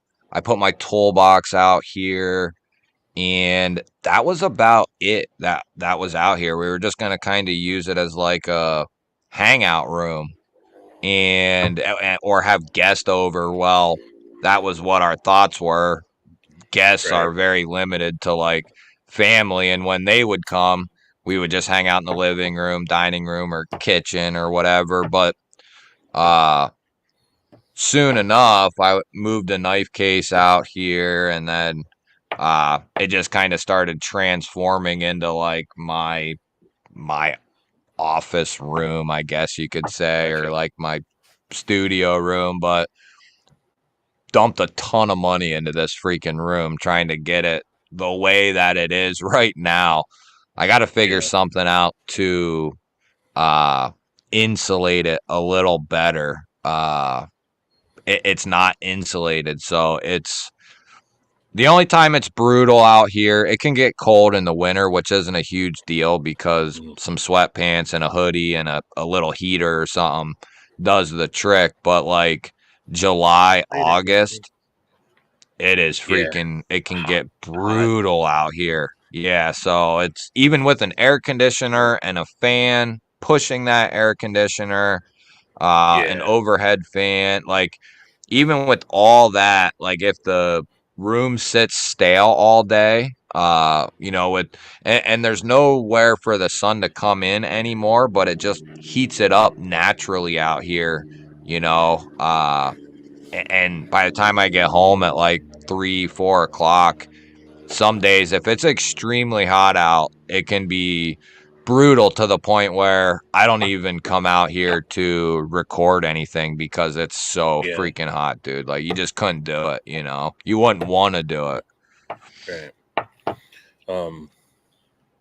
Oh yeah, I forgot you had asked me a couple questions. I turned it around on you.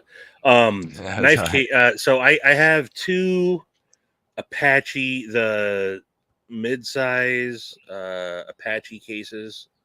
So I think those are 48 spots. Yeah, I think it's Yeah. 48 spot Apache cases with the peel and pluck in it. So I have one of those that is about half full now, or 2/3 of the way full, and then one that's completely full. I'm not good at the maths, so however many that is. But then I also have all my Ferrum Forge. I got around it probably, I'd say at minimum 100-ish folders, which is down Hmm. considerably. And then again, that's not counting all my fixed blades. There's Right. 15, there. My most expensive. Did you ask me what was my most or what's my most favorite? What's my most expensive? Yeah. Um, uh, Favorite is how I'm feeling throughout the day or week. I've always said whether it's my favorite music, my favorite this, there's probably 20 knives in my top 5 favorite knives. It's Uh-huh. hard to, I mean that. I could make a case Yeah. for, right now though, one of my most expensive pickups is my favorite. That's my Donnie Bless custom. Bless Oh yeah. Knives, custom Ripley. Yep. But this was also pretty penny. It's not the most expensive knife I have spent upwards of. I have a Ferrum Forge custom that I picked up, and I'm not bragging or anything, but if people are going to ask me, yeah, I spent $1,200 on that knife. Yeah, nice chunk. And I would never. I don't know. It seems crazy, but I also sold off like I don't know how many Right. knives to buy this. I don't just drop $900 on a knife. Um, Yeah. I sold 5, 6 knives to get this knife. Yeah. But I do have a rule now: nothing comes in before something goes out. If I know there's a knife purchase I want to make, I got to sell off something first. Because I used to have Like 4 or 5 knife cases. right. So you're talking like a bigger purchase, or even like if, or so is there a particular price you won't go to anymore? Like, do you stay like No, do you, I will go to any price. If there's something I really want, I will go to that price because I know I can sell something off to fund it. Um, yeah, now less is more. Not that I'm bougie, but I'm into the custom side of the collection now, so I'd rather sell off 2 3 $200 ish knives that have $600 to buy a custom, yeah, so no, if there's something that I'm really gonna want, I will buy it, but I have to fund it first. I'm luckily, and early on, no, I was just buying all the knives, all of them, yeah, yep, all of them. yep, I just like I know so many of us had. I had for years no hobby, and I had money. I've always had hobby funds in case I got into something. Um, yeah, and so I had. And look, it wasn't a ton of money, but yeah, I was buying all the stuff early on. Now, um, honestly, the knives that I'm into now are more kind of the affordable, smaller custom fixies, so I'm not spending that much money on knives really anyway. But yeah. And there's a ton of makers out so there doing that right now. so much good stuff right now. So much good stuff. I mean, I don't know if Aries is in here. I know Mr. Eddie's making some stuff. Keith is making stuff. I got something on order with Shane, Edgy American, so many Yep. awesome makers that are very affordable stuff. But Yeah. yeah, I've slowed down on the folder side of things. My collection, the collector in me isn't. I've handled one of the cool things about being a knife reviewer early on, which I'm really not anymore. But early on, I got to handle so much stuff. So I got to start living. What kind of curbed my appetite was I got to handle so much stuff that I didn't have to. I got to live vicariously. Right. Yeah. Um, so that really helped me cut down on my spending. But um, yeah, now I mean, look, I find as much joy.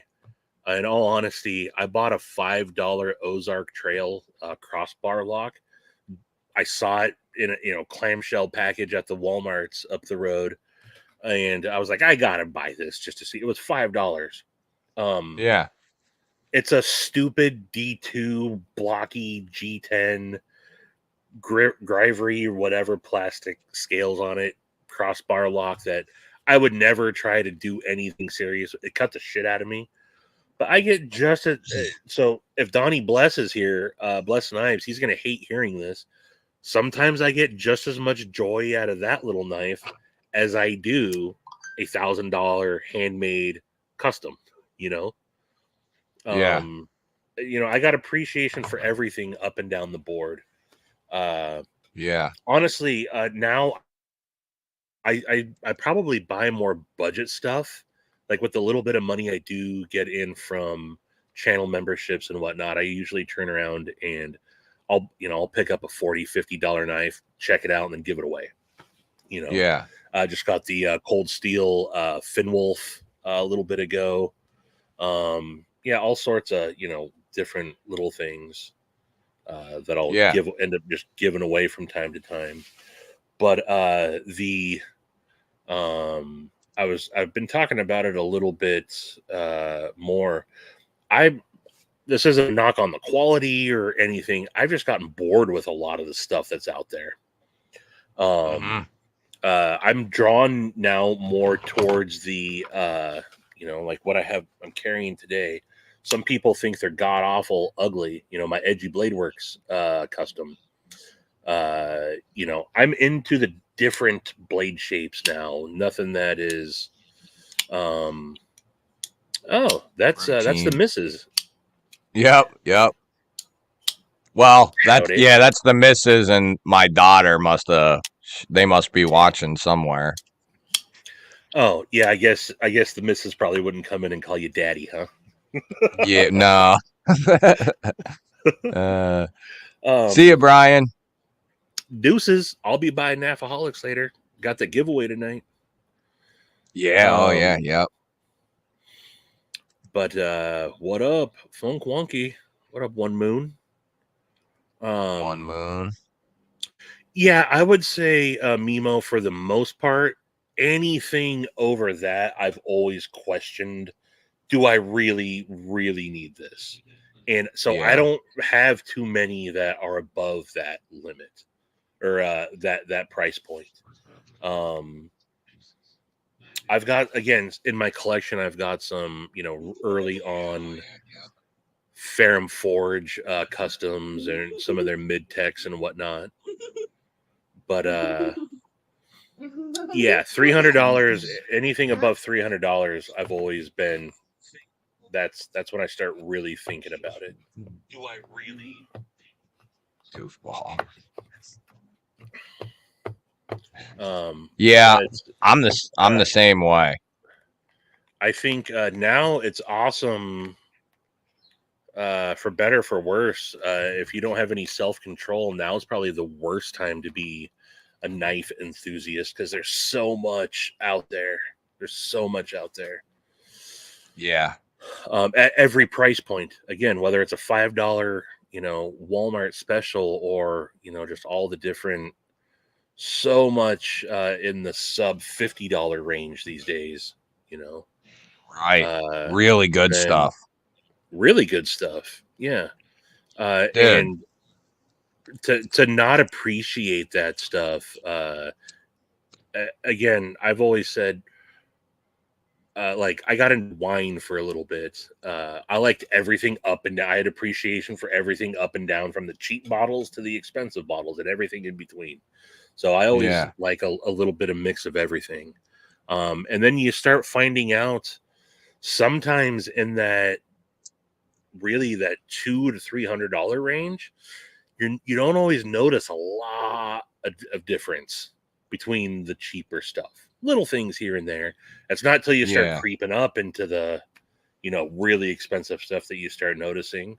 And then even you realize once you get up into the custom stuff, they're not going to be as good, so to speak, as like a production level knife. A production level, knife is always going to be, like, well, this thing's got locks. I paid this much money for it, and it's got lock stick, and it's not drop shut, and it's not perfect. So that's why I think, yeah, everything up and down the spectrum I got. What I've also started doing more than anything is the knives I know I'm keeping. So I said I have 2 knife cases. I kind of have my forever knives, and then I have everything else. And some of my forever knives, to keep it fresh, I've been getting customized. So although I say I'm not buying knives, I've been getting a lot of stuff customized now, Yep. There's a quick math. Yeah, that's that's when you start adding things up. Oh boy. Yeah. No, it's no good. No good. Hello, Ed. Yeah, so what's up, Ed? Yeah, again, my itch has been scratched. I don't have that new knife day in me all the time. I'm okay with not. I mean, I went to Blade Show and I didn't buy a single knife. I spent $20. Now, the very next day, I spent $900. I didn't actually end up getting to pick this up at Blade Show. He had to do some tweaks to it, but I spent $20 when I was at Blade Show. I bought handle scales material for my fixed blade for Edgy American.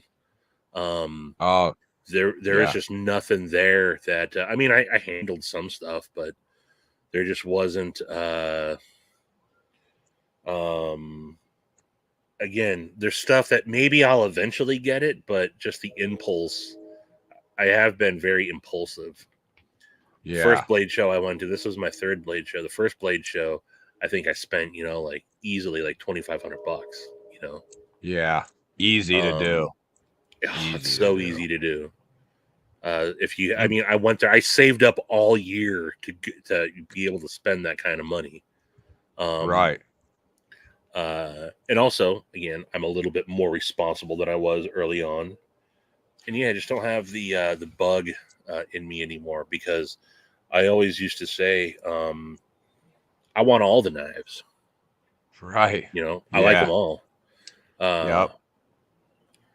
Yeah, and that's kind of where I'm at now. I'll pick up a couple here and there, but again, something's got to go out before something comes in.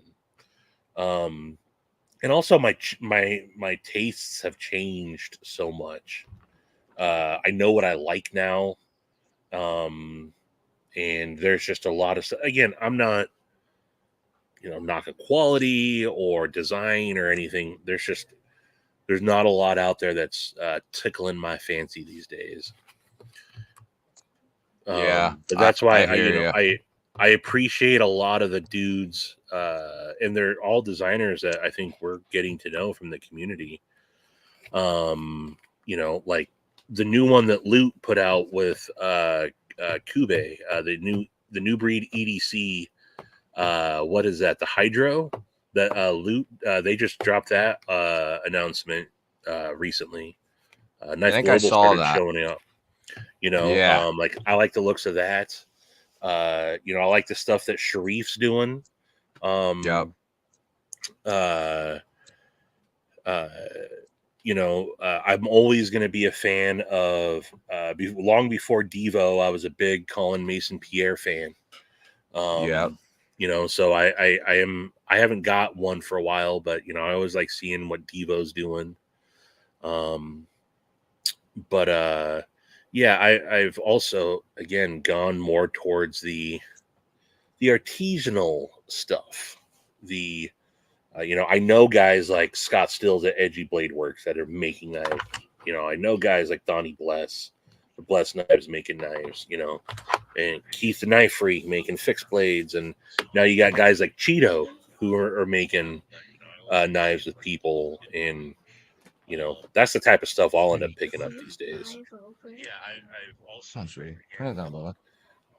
Do the kids still like? Is it still weird to them to see you on YouTube?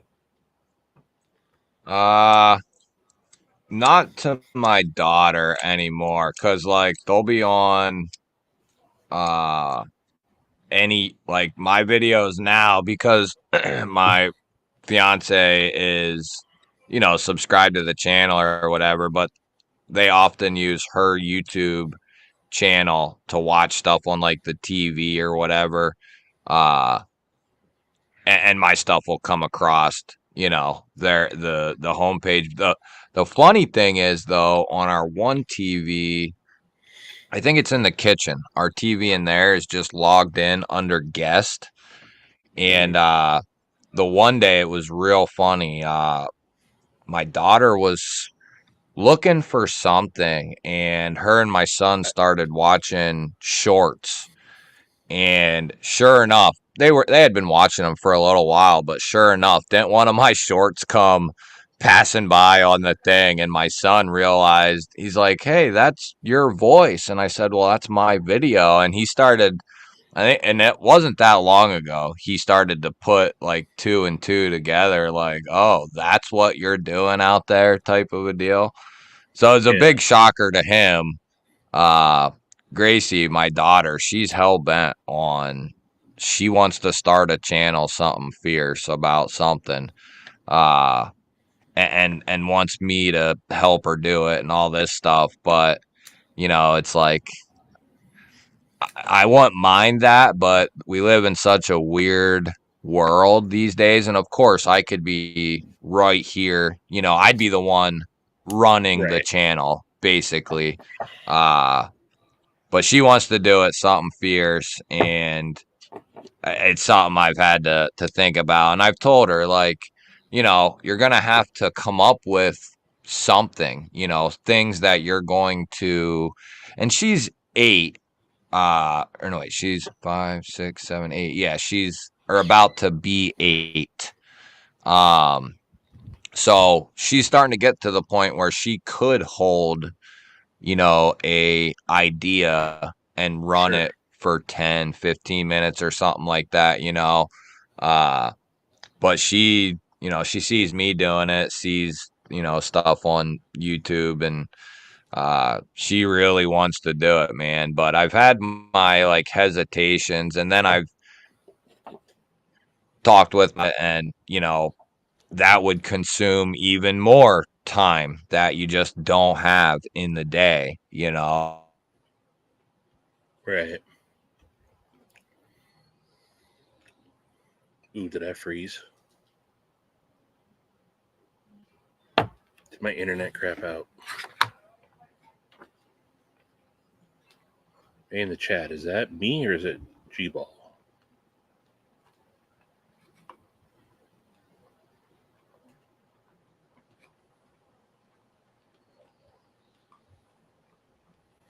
I don't know if I froze or my internet went down.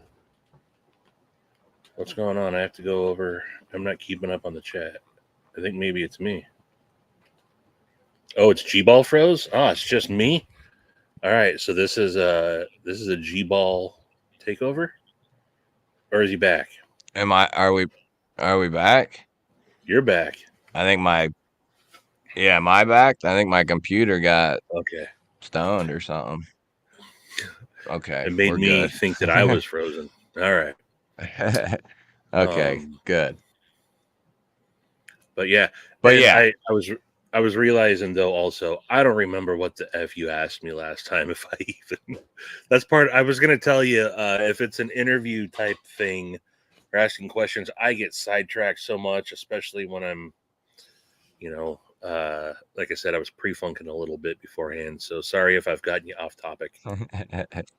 oh no, dude, that's what it's about though. That's what that's what I've been doing is like I'll ask a question and then shoot the breeze for a few minutes, then I'll sneak another question in. It's not really anything uh too serious, you know what I mean?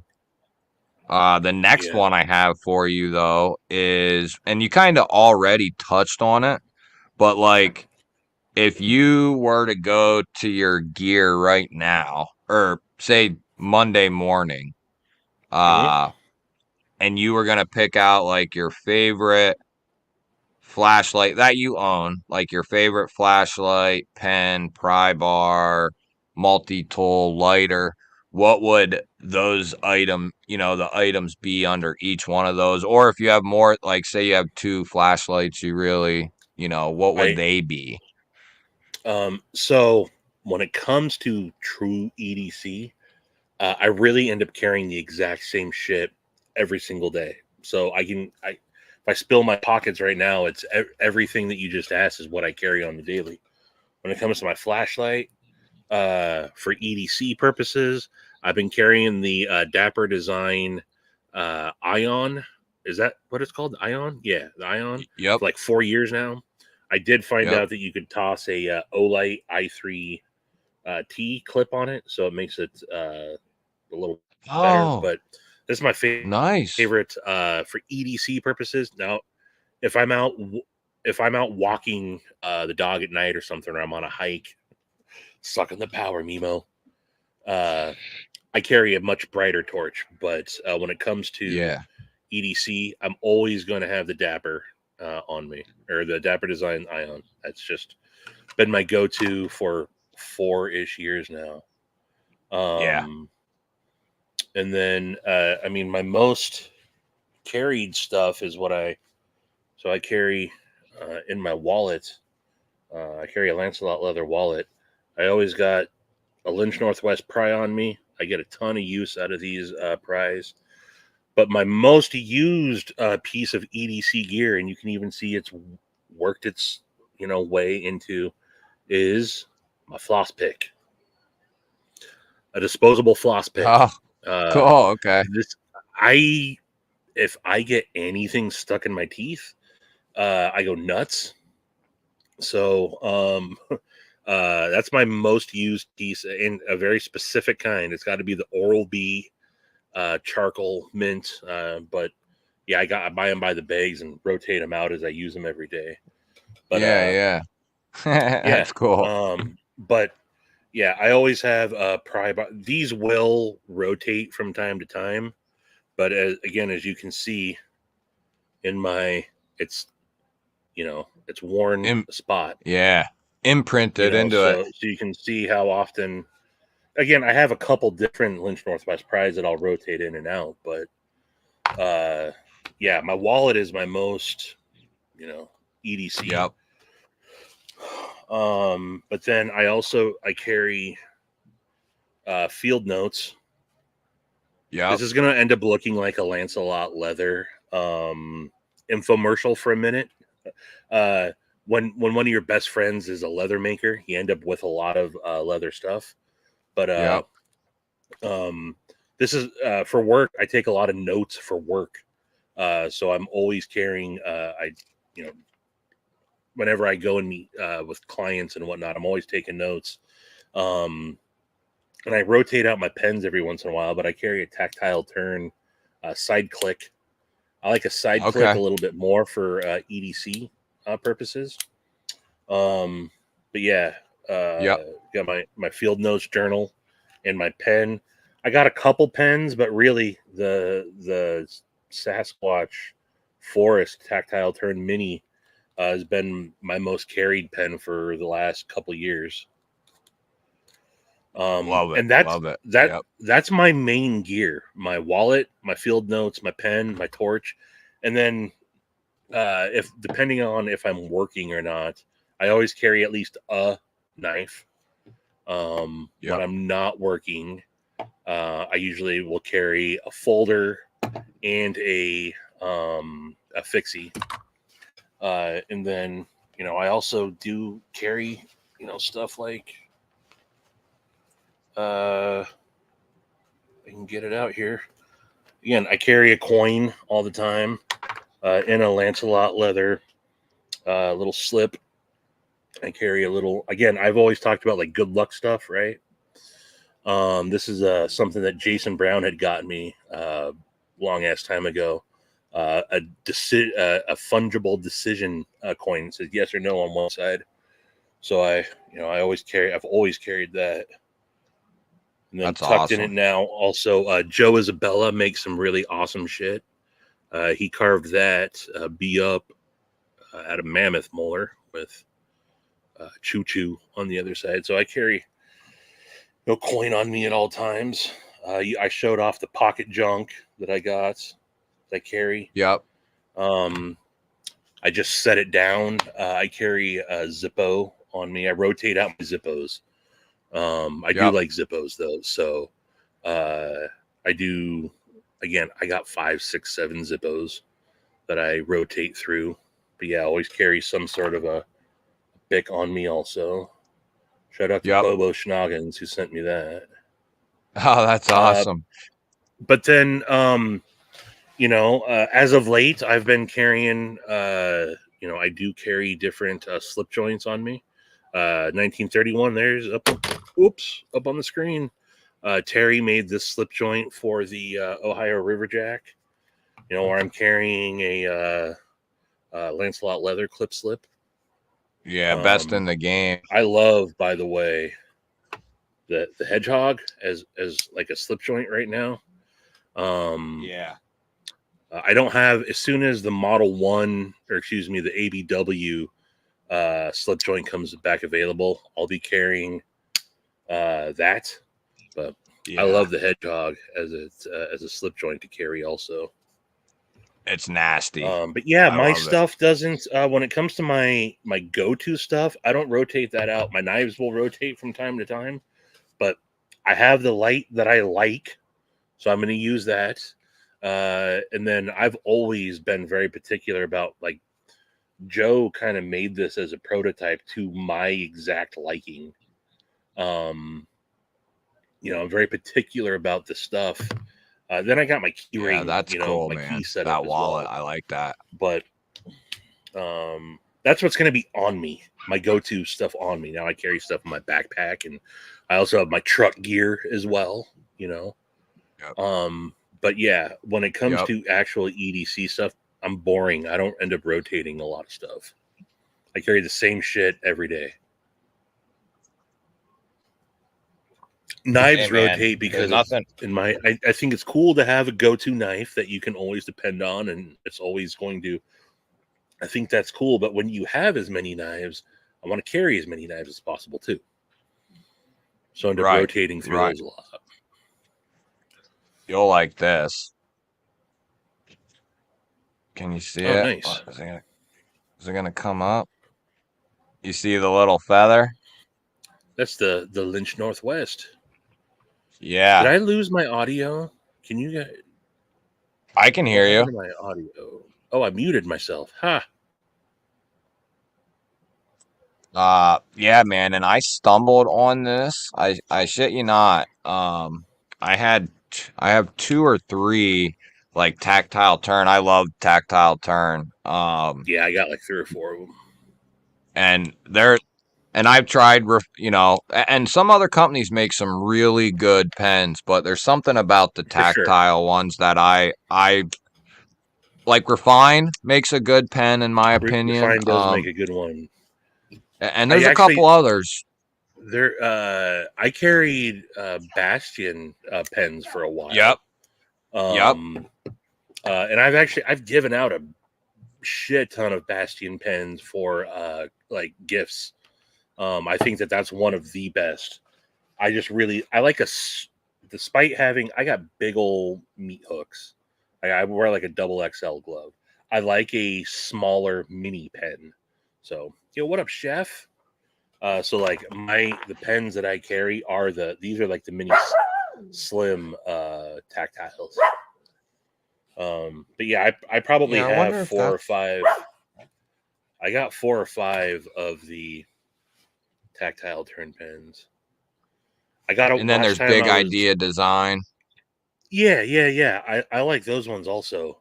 I like their clips that they do on those. Yeah. Yeah. But I last time I was over at Lynch Northwest, they had just got done anodizing a bunch of those pens that they had dropped. I happened to so I had been wanting a side click mini. I've had this one for actually this will be the second refill I've put in this pen because I use like for EDC I use like a smaller pen like you said like Mm-hmm. this is a big idea design something or another. I forget what they call it. But I'll use that for EDC. But then, like, if I'm sitting here at my desk or something, then I'll use something like the full size, big Yeah. tactile.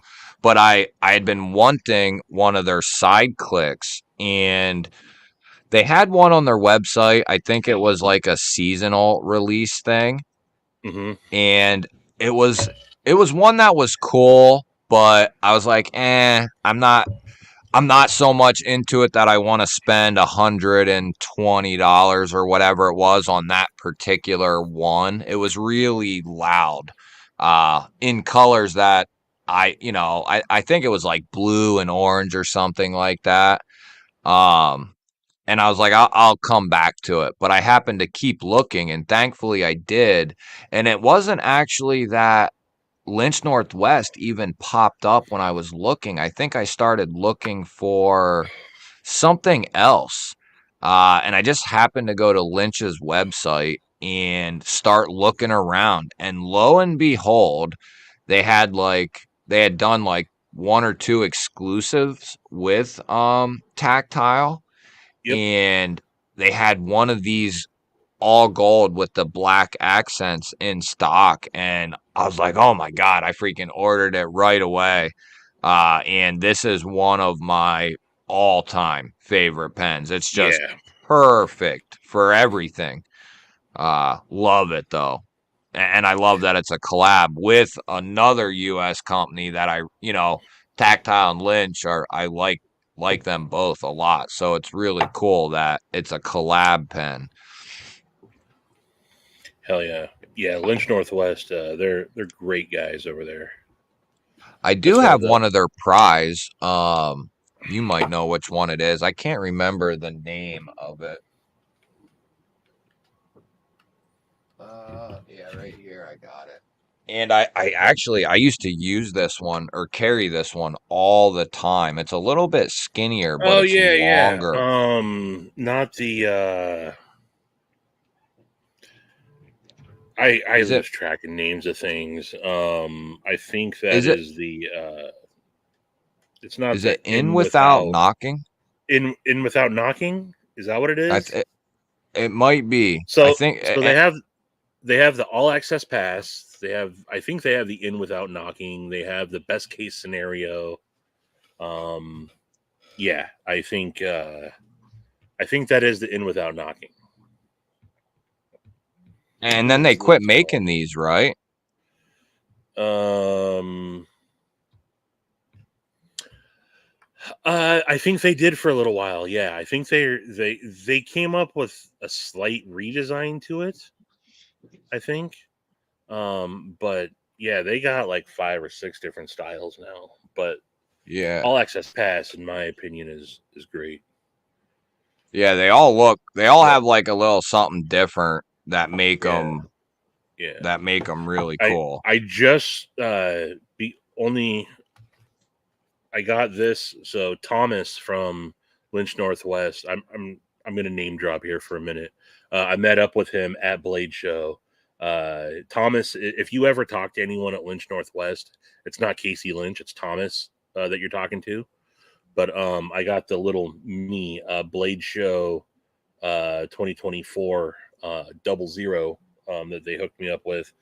But what my most carried pry bar is one of their lightweight ones, and that's a forever piece of gear simply because I went over there to they're in Eastern Washington. I'm in Western Washington, but I work over there quite a bit.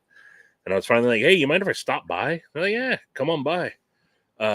So Casey Lynch was showing me around the shop, and he's like, "Oh, these are the new lightweights that we're going to be coming out with." He's like, "So here's our anodizing station. It's his daughter that does the anodizing."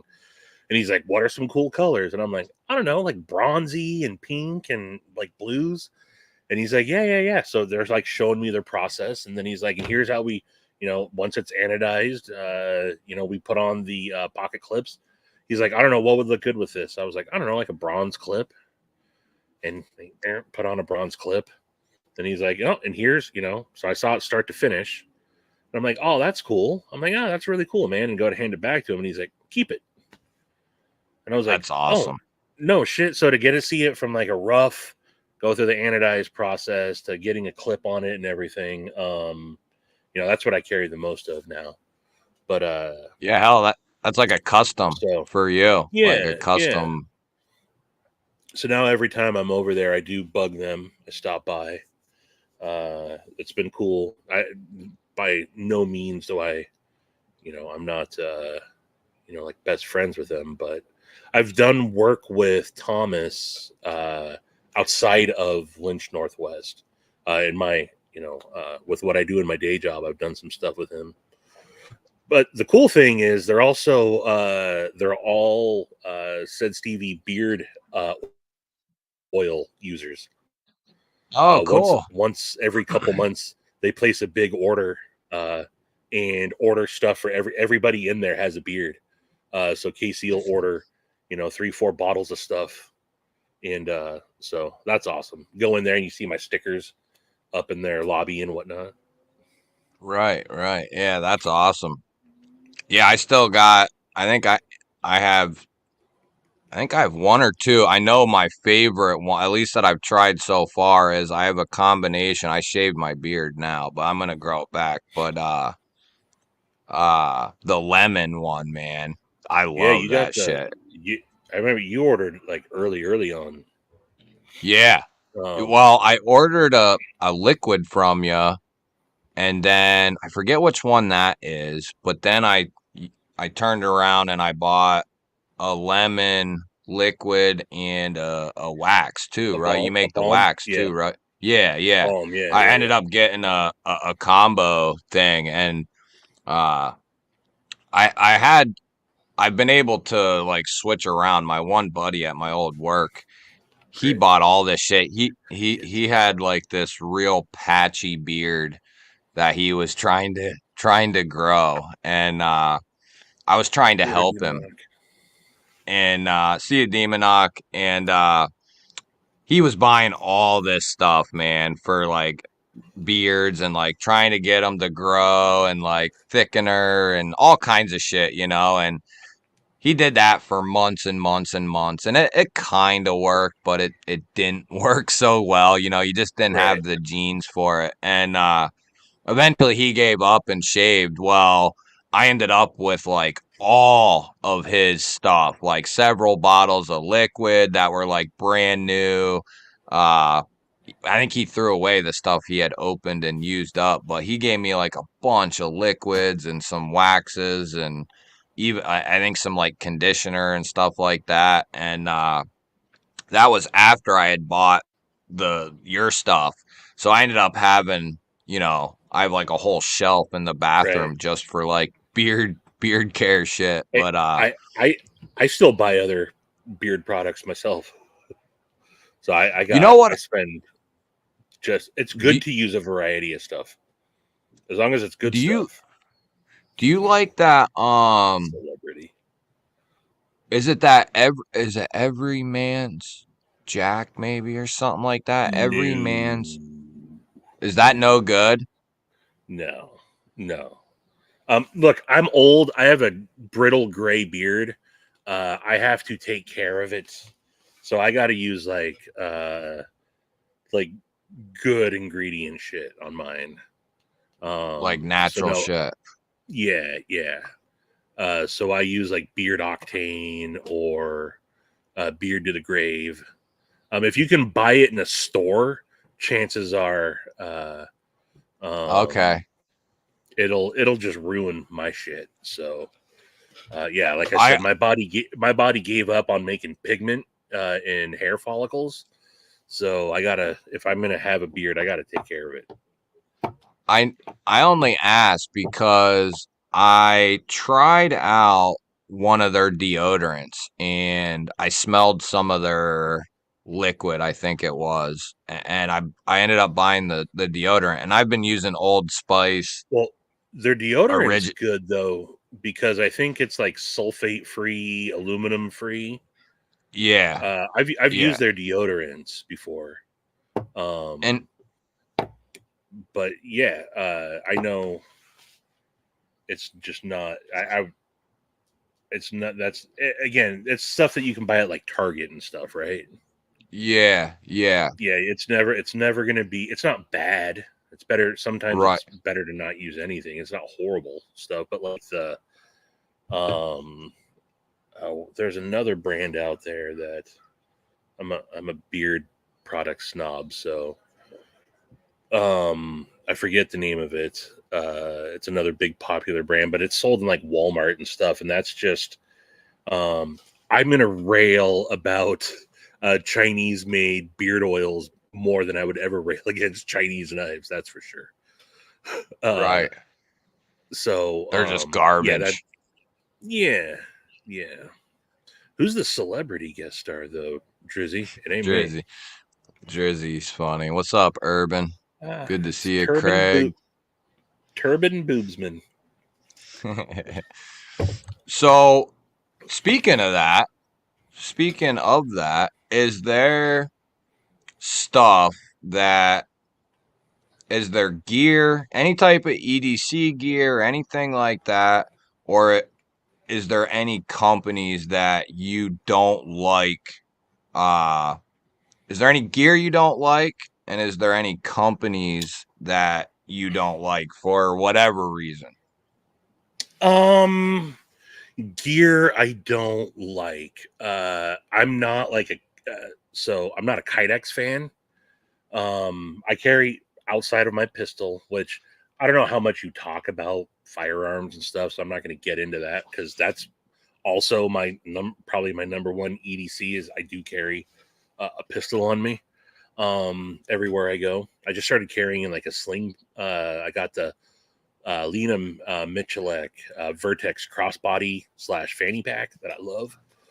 Uh-huh. But I'm not a big fan of Kydex when it comes to like gear. Not my jam.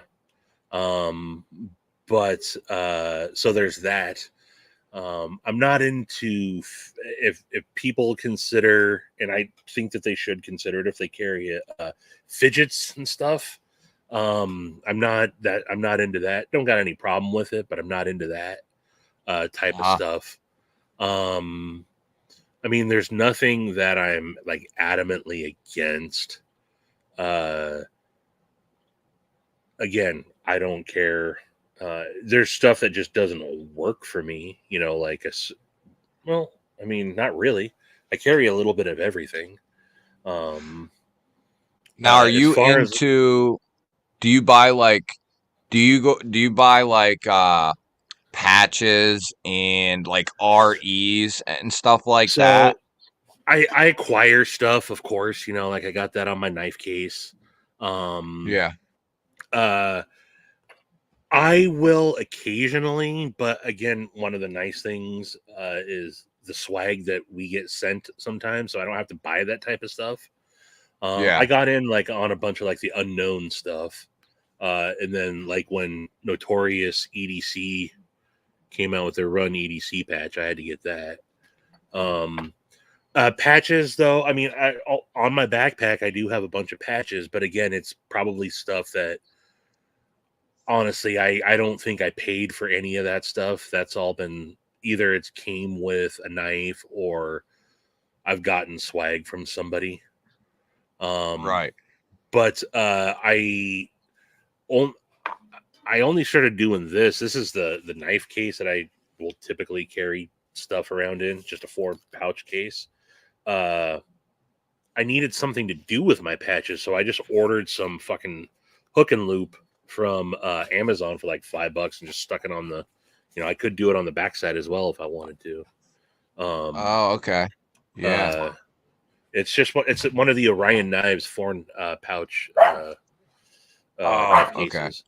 Um, Yeah, yeah, I've seen those.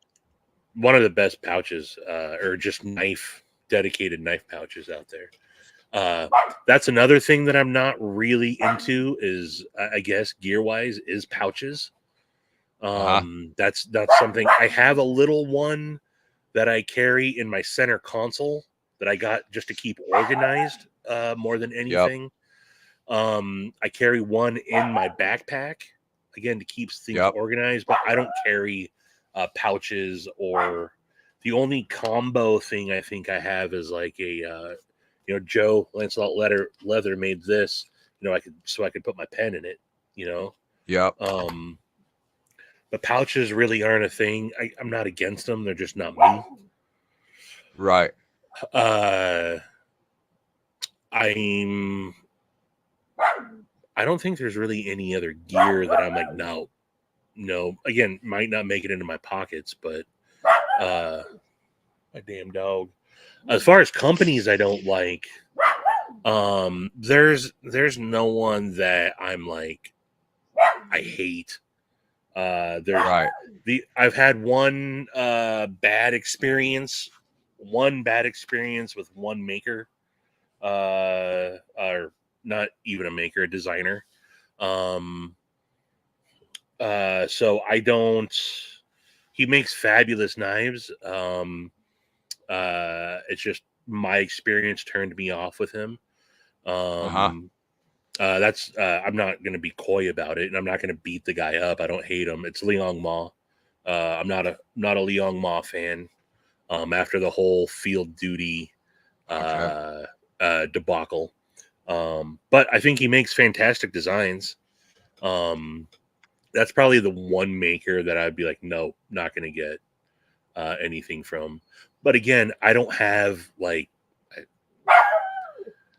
it ends there. It's not for me, and that's where it ends. Like, there's no one that I Yeah. like rail against.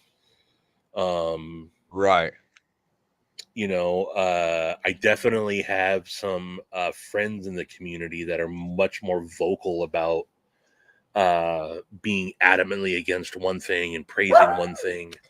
I'm when it comes to this type of stuff, it doesn't affect me Yeah. what other people are doing, so I just don't care enough about that to have a. Now, if they end up doing something effed up to someone, sure, that's totally Yeah. different. But I'm not on the cancel culture wagon or anything. I think well, there's that. Yeah, then there's stuff that happens like that. That. Yeah, Right. absolutely. Yeah. I had to get caught up on that whole situation. I'm But yeah, still then not caught along. up I on it. mean, what up, mom? Uh, I'm not 100% either. At the end of the day, they ripped off a bunch of people and took orders on knives that they never Yeah. made good on, and so yeah, there when stuff like that happens, yeah, big middle finger, and f you to those type of companies, but I don't yeah, know and I if you're familiar, but do you know uh damn, I can't think of his name now, his first name, but Freeman Knives. Freeman Knives. So I'm very aware of Freeman knives. In fact, my buddy Steve Clare has some Freeman like customs. Yeah. I was oblivious to that situation until we're in that same chat group Oh, on yeah. Instagram, and until you posted that, or brought that up. I had no clue. Yeah. So um, look, I'm a Apparently apparently according to according to a couple other people, and you know how people, something will happen to somebody and they don't say nothing about it, because they just don't, they feel out of place or they feel some sort of way, so they don't say anything about it. But then you do have like a person or two who eventually will say something about it. Well, I think not only is there people he's done that to that haven't said anything even still now, but there's a couple of people that are coming out of the woodwork on top of Ross right. that he's done this now to, and Ross has been waiting since like November, Sure. December. Um and it's one thing for the maker to say, "Hey, it's going to be 4 or 5 months, possibly 6 months." But when you're saying, "Oh, hey, I'm going to get it out to you within like 2 months or whatever," uh, Yeah. yeah, there's a big problem Um. there. And then when you hear it from other people that there's, Right. then Right. there's something really weird going on. So yeah, I was gonna say, when I said I'm not into the cancel culture type thing, what I am, and this just, I won't bring up specifics, but there's something recently that happened that someone felt they shouldn't have brought it to the community. We should have just handled it behind the scenes. My 2 cents on that is now, because you hear stuff like with Freeman, where I understand why people don't want to speak up and say anything, but then when you realize how many people haven't spoke up and say something, and it keeps Yeah, happening and happening and happening to people, that's why I say, look, there's a very short window that you give someone the benefit of the doubt. And yeah, nowadays, especially in this community, we've seen way too many people get taken advantage of by some shady folks out there that, hey, I'm not a fan of public drama and airing dirty laundry, but sometimes it takes that to put someone on blast, to get the, because he did that, he put the guy on blast, and what happened? Action happened the very next day. So that sucks to have to do that. But yeah, more than anything, there's a certain way to handle things. You can be a dick about it, or you could just look. I just want to. I've given you my opportunity. or given you the opportunity to make right. You haven't. So now, look, mother effer, you know. Yeah. And I still think that is okay to do. Now, if you're Yeah. constant drama type, that's one Yeah. thing. You're like, really, this keeps Yeah. happening to you. This keeps happening to you. This keeps happening to you. Right. You know, that's a different story. But I think that now there's enough people that we all talk to that instead of not saying something, and look, this goes well above and beyond shitty knife deals. This is anything in life. Talk to your friends Yeah. about it. Be like, hey, dude, here's what's going on. Should I say something or am I being a bitch about this? You know? Right. And I think more people are doing that now. And there's nothing wrong with calling people out that deserve to be called out. So, Yeah. And Ross, just so people, I don't know who knows, who don't know. Ross, dang Ross, dang Ross. paid up front for a custom knife. I think like close to $800. And this has been about 7 or 8 months ago. And Freeman, and see, here I am a couple months ago getting a Tuya Voodoo, which is a Freeman design. Here I am, and I don't know at this point. So Ross had told me he got a custom from him or ordered one from him, and at this time he had been waiting a couple months. Which at that point it's like, okay, a custom, a couple months, you know, that makes sense in some, in some ways. If a custom maker's real busy, it might take them a couple months to get it out. So Right. at that point, I'm not paying it no mind. I'm raving about this Tuya Voodoo, which he designed with Tuya. But now here we are, like 3 or 4 months after that point. And the dude's just been like, uh, answering here, not answering there, Yeah, it doesn't look good. telling him he's sending Right. it. Uh, and then Ross is like, "Hey, can I get the tracking? It's been a couple Tracking. days since." And no answer, no answer. And Ross didn't do anything public, as far as I know. He came No, he to, seemed to have kept that to himself. A couple yeah, people. he came to me and asked me, like, kind of what I thought or whatever. And I said, dude, at this point, because he had mentioned something to me a couple months ago, like he was starting to get weirded out. And, and I didn't know what to say, but finally, at this point, I was like, dude, we gotta come up with something. And that's when I was like, let Right. me reach out to the guys in Yep. my other chat. And once because I started having my own thoughts about what to do, but more than me, having some video time on a topic would be even better. So I told Ross, give the dude kind of a ultimatum, like, give me my money Yep. back, send me a knife. You have 5 days or whatever to get me one or the other, or we're gonna have to go about this a different way, Yeah. type of a deal. And I told him to word it however he wants, but at some point between Lefty, me, Javon, several of us, we can reach Yeah, I out saw. and touch Right. a lot of people pretty quickly. Uh, so I told Ross I'm all for trying. I don't want to get in the way of him getting his money or knife back, but if it seems like it's not going to happen, then I'm willing to try to get it to happen.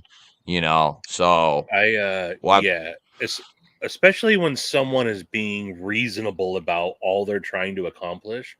I have no problem. I've gotten involved with a couple of things here and there, just because again, um, yes, there's absolutely that. Also, shout out to Lungbone, broke ass knives. Um, yeah, agreed. uh, so yeah, putting people on blast when they've had the opportunity to not be put on blast is the way things should be handled. And there's ways to handle it. I've always said, look, as long as you're not being unreasonable, all you're asking is for to make good on the arrangement you had. And they're not Right. keeping up that end of the bargain. It's not like now if you want to come out and be like, this guy's a piece of, shit and F him and I'm entitled to this and I'm entitled to that. I'm a big fan in presentation. If you come off like an arrogant asshole because of it, and now you think you just have the ability to just start trashing someone just to trash them because of it, whether it's deserving or not, then I want nothing to do with it. But again, if you're just, hey, here's a situation, it seems like a very fair Yeah. situation. One guy Yeah. is being done dirty, and this other guy can't get away with that. Right. Yeah. And it's not like dude told Ross, hey, I'll make you a custom, and that was the end of it. The dude said, I'll make you a Right. custom. Ross paid him up front Right. all the money Yes. for it.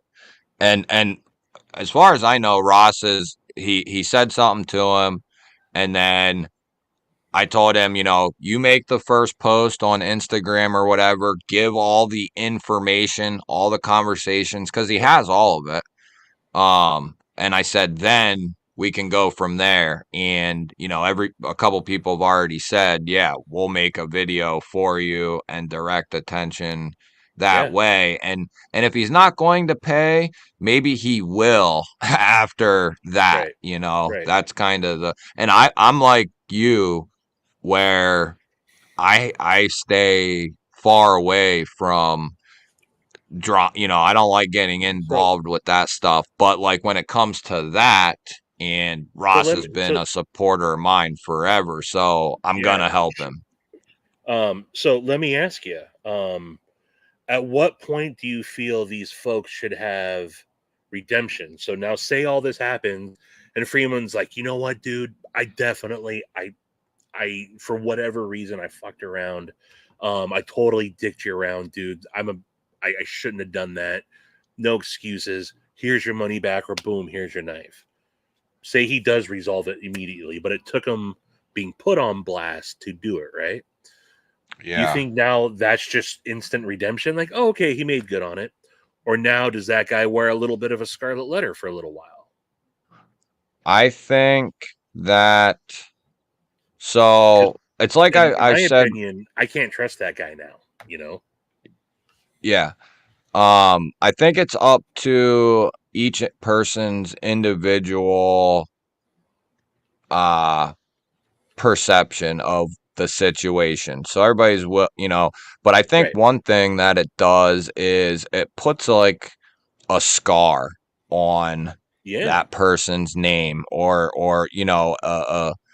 it puts like a little bit of a question mark, a scar, whatever you want to say. And there's a big difference between communication is everything. And that's what's 100%. been really missing. If he said, look, dude, I've been having a hard time financially, like my engine blew up in my car, or Yeah. whatever the case is, and you have dialogue and you have communication and you say, hey, it's going to just take me an extra couple of weeks, or maybe even a little bit longer, but I'm going to get your night. Like staying in contact and communication, that's where it becomes sketchy and not okay. When you are ignoring the person who already paid you, like there should be no, Yes. the materials have already been paid for, the time, the Once work, everything money was, once yeah, money exchanges hands, it's totally different. Totally different. yeah, very, very different. I think it would I'm all for giving people second chances and maybe even a third, like depending on what it is. Because I know if Right. I haven't had, or if I didn't have like a second chance here or there, or even maybe a third chance here or there with like, say, my family or whatever, I probably wouldn't be sitting here. So I'm all for second chances and stuff like that. But you have to, when you're given that second or third chance by people, a community, a family, whatever, you have to prove that Yeah, you have you to have a little bit are, of a track record, right? yeah, you're starting back at zero at that point, maybe Reestablish even a yourself. little Yep. less. Yeah. Yeah. So you have to Yeah, you gotta. prove that you're Yeah. you are Right. what you are saying you are. Right. That's So so I if instantly, again, not with just the knife community, just in my type of life, I instantly, when something like this goes wrong, I want to give you the benefit of the doubt. However, whether you make it right or not, you got an asterisk next to you now. yeah, yeah, Now, if again, people deserve second, third chances, if they can reestablish themselves and they can show that, hey, it was a one-time thing, and okay, I might not deal with them now, but I'm not, yeah, now my guard's down, and now they have a reestablished, thing. I have friends that have come back from a lot worse, that I'm like yeah, personal friends with, that I didn't think I would ever be friends with them again. So I think people can redeem themselves on a certain level. I can't say that, like, the Survive Knives guy, that situation. I think that yeah, guy's ruined forever. I would never trust that guy again. And I think yeah, his name is Guy. But like this Freeman thing, I don't know enough about him to where, look, it also, if the volume is there, if there are yeah, multiple people coming out and saying this now, because it's yes, different if it's a one time, like, dude, you got lost in the shuffle. I didn't handle it right. That's yeah, what someone like Slicey Dicey's problem was, right? It wasn't just one, y- wasn't just two, yeah, wasn't just three. It was a laundry list of people. Yeah. Well, yeah, now F you. Now F you, dude. You yeah. don't get a second chance. Right, right. Yeah, if we start getting people coming out of the woodwork like, yeah, I actually paid this dude last year $800 and he never coughed up the knife, and then then at that point Yeah, you're that's just probably you're done. You're probably going to be done at that right. point.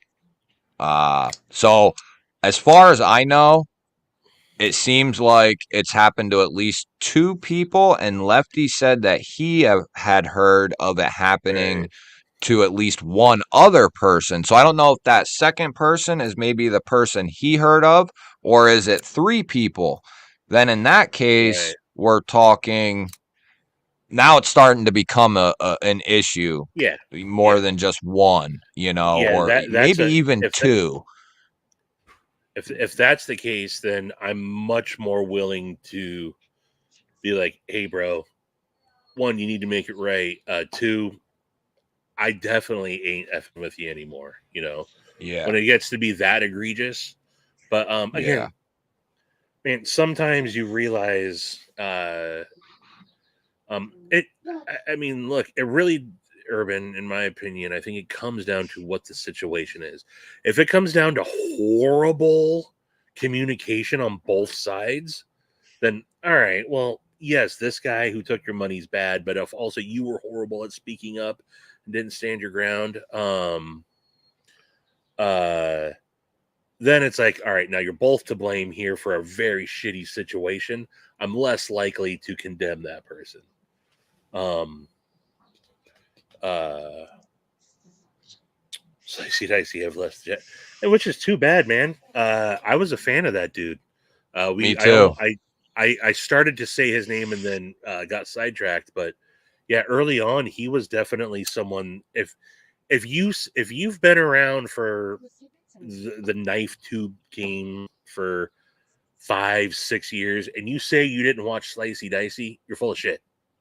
Yeah, Everybody watched Slicey Dicey. He was the guy doing it. yep, Um, whether we liked him or not, we all watched Slicey Dicey. yeah, And I yeah, liked him. Some people yeah. didn't. I liked him. Uh, now I I'm, also I'm, knew someone that worked with him personally.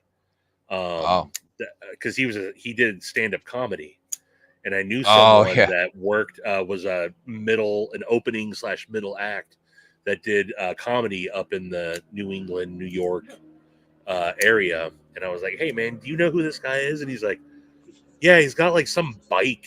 Like he writes like stuff about bikes and stuff, and I'm like, oh, and pocket knives. He's like, yeah, and pocket knives. He's like, he's always talking about pocket knives. I'm like, yeah, dude.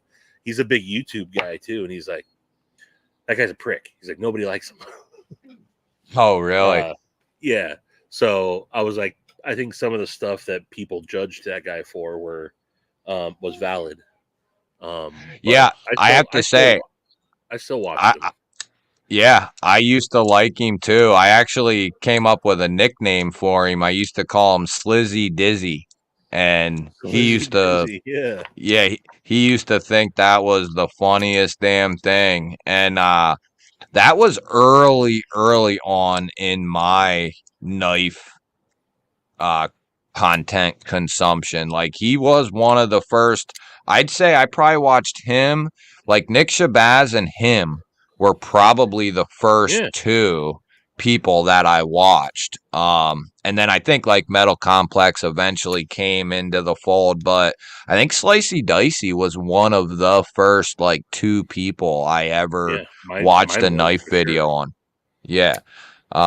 Like true knife content, like nothing Right. fancy. I watched him and Suits, Right. like you See, he said, was but way all over yeah, the place. yeah, Uh yeah, as soon as all that stuff with Scuba Steve started coming out and OCD for KFC and all right, them, and exposed a lot of that stuff, that's when I was like, nah, yeah, I can't get behind that guy. yeah. I was Uh kind of sad. Like I don't know about I was sad, too. but I think it you sucked, man. because I think at least Um for me that was the first big negative thing that I had been like around right. to see, and maybe that might even been the first actual negative thing to happen in the community on that kind of scale. Uh, and Yeah, it was with kind of like, damn, like right. really, that's what's going on here. It was a big downer for sure. Yeah. But again, if he would have handled it a certain way, he came out and Right. handled it the cringiest way. He deleted that video that he did and then he redid it. Um, Yep. he again showed that he didn't take it as serious as he should have. So there's no way, and he hasn't. There's no way that guy can come back. If he Yeah. does, I think he'll get chased out immediately. Yeah. I think he I knows that too. yeah. Yeah. But yeah, I He- guess moral it- of it- the story is people should again speak up sooner so that type of shit doesn't spiral out of control. That's why now, if you've been around long enough, you know about monster racing, and that's right. why I am I don't. There are a lot of people that will try to scam you out of shit. There's someone out there that I think a lot of people that are around now don't remember early on about someone that Yep. took this community for tens of thousands of dollars in free Yeah. stuff and was just scamming people left and right. That's why now I'm not as quick to believe I'm jaded and I'm not quick to believe everybody's sob story, you know. Yeah. And what do Yeah. you know? He's come back 3 or 4 times And got people. under And and got got and people got people. every time he Yeah. comes back, he gets at least 1 or 2. So Yep. now I don't want people to live in fear. And I like donating to good causes, and I think it's cool to want to be able to. Yeah, Todd, Monster was before Slicey. Um, but I don't think everybody needs to cry wolf. But if there's something fishy going on,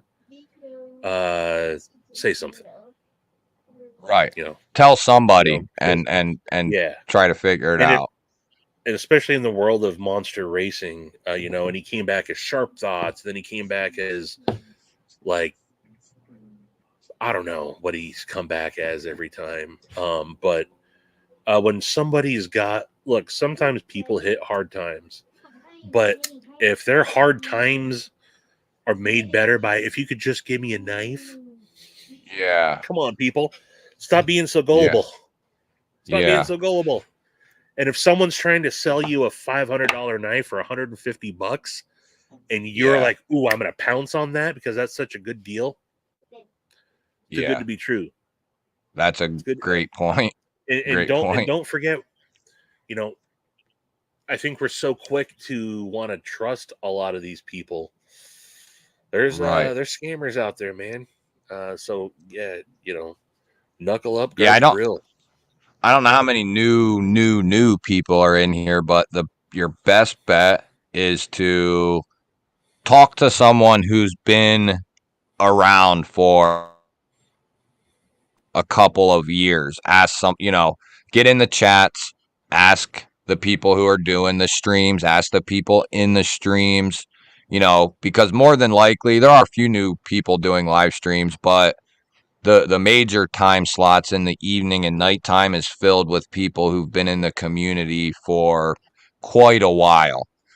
Yeah, Whether they've been making content the whole time is irrelevant. If they've been in the they've been around though. community, yeah, you're going to get some good advice. Like if I can't, like I've had people ask me about so and so, and it's like they haven't been around long enough for me to give an opinion on them, so I don't want to tell you they're good to go when I don't know that for sure, and that's the thing. People should ask before maybe Yep. loaning this person knives or before buying knives from this person. And more than likely, if like me or you can't answer the question, there's probably someone we can get in contact with that Correct. can answer the Oh, question, for the sure. cool thing about getting into this community is all the networking that you can do now. So that's why it's worth something to say. Say something. There's been plenty of people that have reached out that have been like, hey, this seems way fishy. And I'm like, oh, no, that's so and so. Yeah, he's a little weird, but no, he's good to go. So Yeah. sometimes, but that's why it's good to, if your spidey senses tingle, say something, man. But Yeah. TC, you're absolutely right, dude. Right. Yeah, that's Right. Yep. yeah, too many people have ruined it for people in the past. Be Be shady. What's up, shady. dude? Yeah, it's a sad state of events. But yeah, for someone who's new, if there's someone else who's new that comes along with a story, and a lot of times it happens, I've noticed it happens come like October, November, like right before the holidays and into the holidays. It seems like Yeah, that's when a couple of like you'll hear some sob stories and stuff like that. And I'm not saying there isn't some, but it's just odd. Like you said, like I had somebody say like, "Oh, my son would love a knife for Christmas. I that's just how can't." they always want to pull at your heartstrings, man.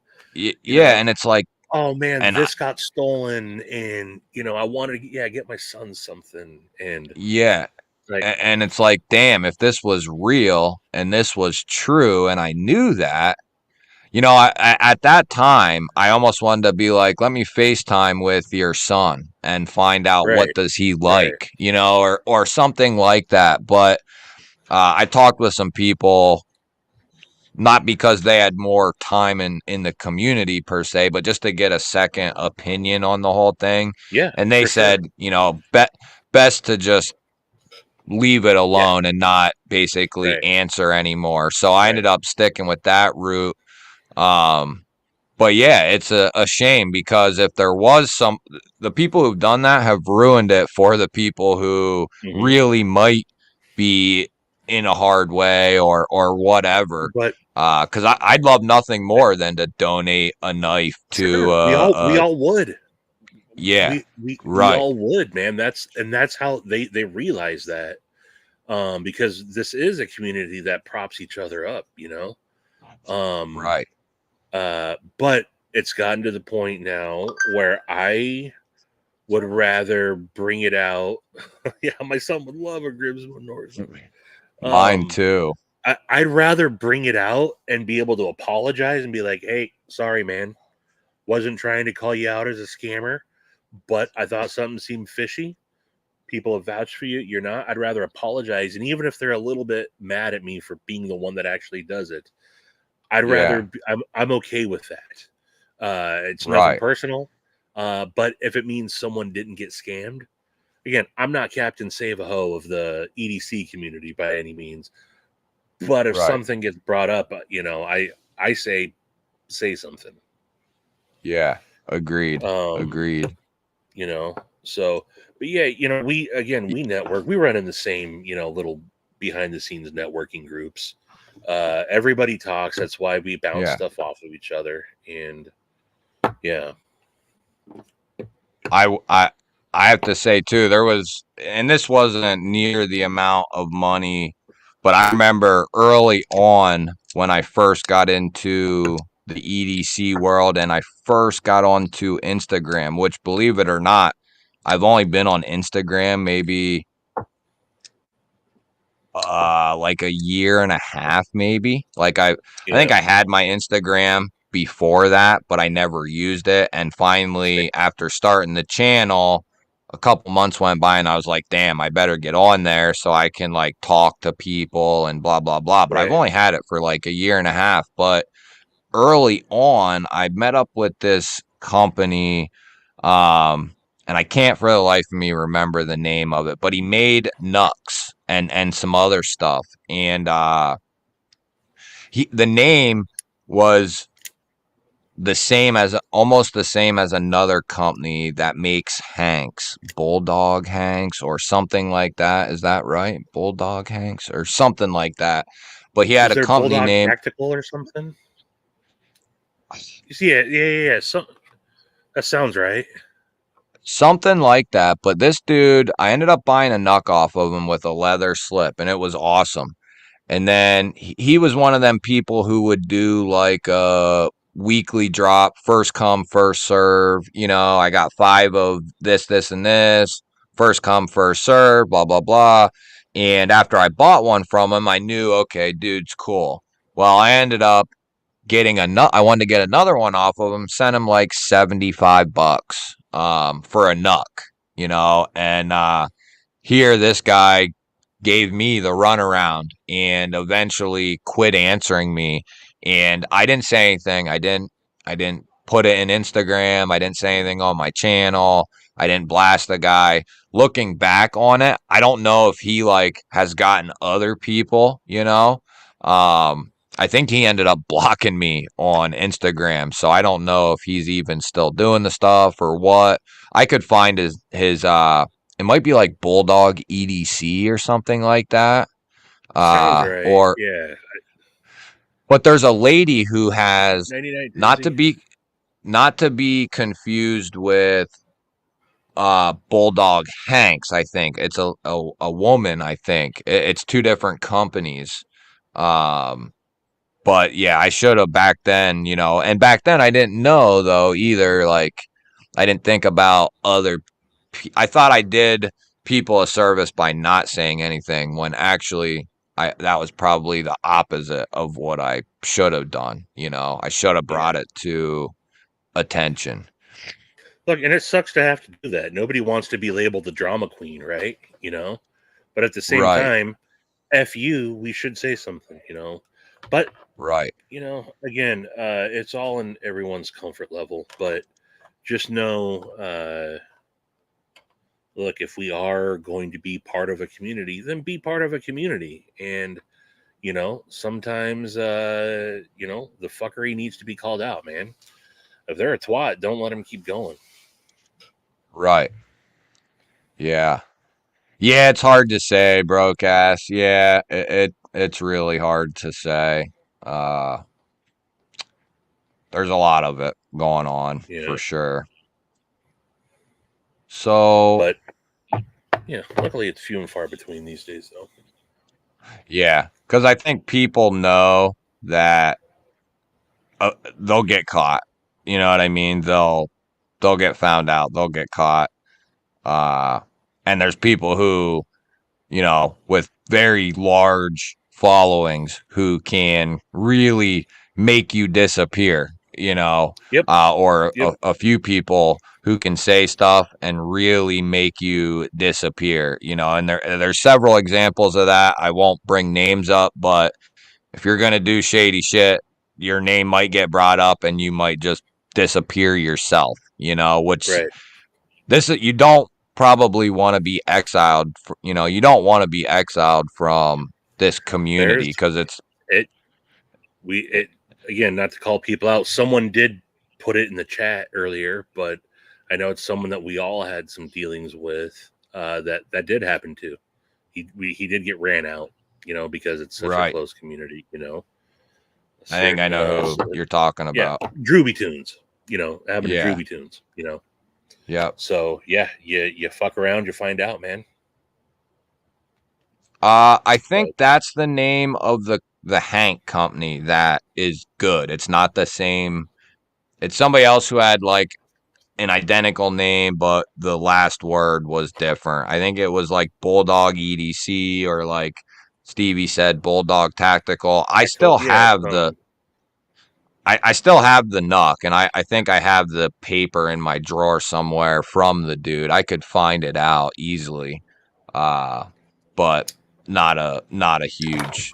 It's not worth at this point. 2 years later or whatever, bringing in, but yeah, it's just like the slicey dicey thing. Communication would have solved all his issues, even right off the rip. If he would have yeah, came out and got ahead of it with communication and brought it to light, like, hey, yeah, I screwed up. There is stuff I didn't get out, you know, and this happened, and I did screw up. I'm not making excuses for not sending it or right, whatever. Got out in front of it and said, I'm gonna make everything right. He probably would have been able to come back out of it. It might have been a right, hard come out, but he probably could have came out of it. But yeah. he buried himself naturally. Like he destroyed himself. One Moon. That's good to hear because that's the one that bothers me the most. I'll be completely honest with you. That one bothers me the most. That's the one that I've been the most distraught over because uh, I like that dude, but there was a couple of things that happened with that just didn't sit right with me. But if he's making amends, good. That's good to hear, man. Yeah, you'll have to fill me in on that, dude. Yeah, very sad thing as well. I agree.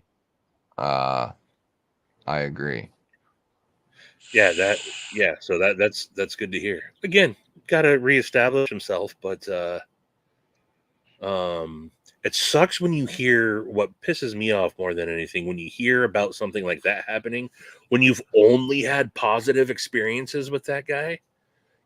Like all my experiences were very positive, but then you keep hearing like, man, that's a tough one. So, Right. yeah. Agreed. Have we really been going almost 3 hours? Agreed. So we're gonna run this members giveaway here. If you want to hang out for a minute, Stevie. I know Big Red's Yeah. coming on, and there's Yeah, I another just live realized on right now. I think we've been going Gavin for almost a 3 while. hours. Yeah. Yeah, we'll run this, and then we can. Yeah, I don't know if you were in here, Ross, but we brought that up. We discussed it.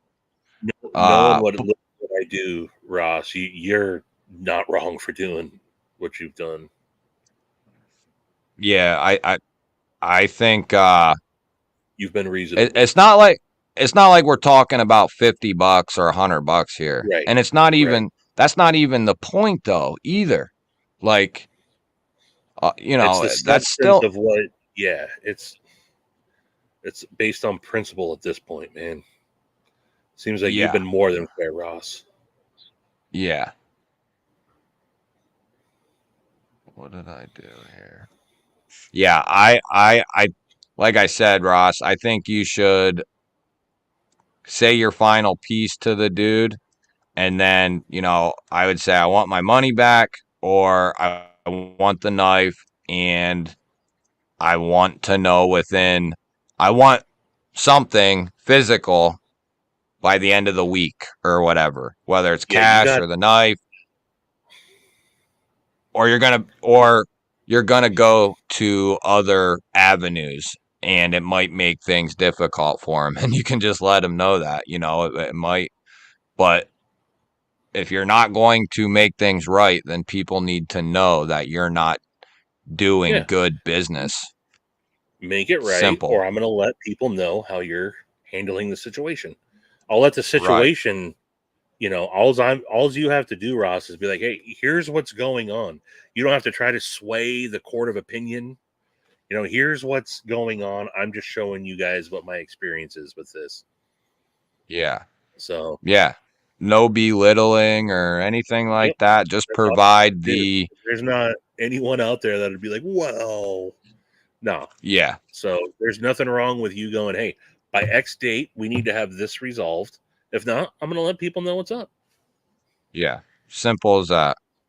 And And I then still might at tell that people what's up. right. Right. Yeah. Because at that point you're even if he still Right. comes up with it, it's still a very sketchy Yeah. situation. Yeah. So, All right. The mosquitoes are coming out. okay, we're all ready to roll. Good luck to the members here. Let's see what we got. We got 37 seconds of spinny spin. But at that point, if dude doesn't answer, I'm making a video for you because I want you to get Yeah. something back. you know? So because that's bull. Trainer That's bull. H2O. I'm free, dude. Here we go. Who's it gonna be? Damn, you got a lot of G ballers. Who is it? Who is it? Oh, Jake Anderson. I think and he was kind enough, he just sent a giveaway in Nice. for the members. He just sent a knife or two in to be given away. So Sweet. there you go. Congratulations, man. That's awesome. Oh, yeah, Ross. That is That's awesome, dude. awesome. Congratulations, Jake. Yeah, dude. Just hit me up. You already got my email and stuff. Love you, sweetie. Night. I'll be back in a little bit. In a few minutes, I'll For be a back in second, a I little thought bit. you were talking to me.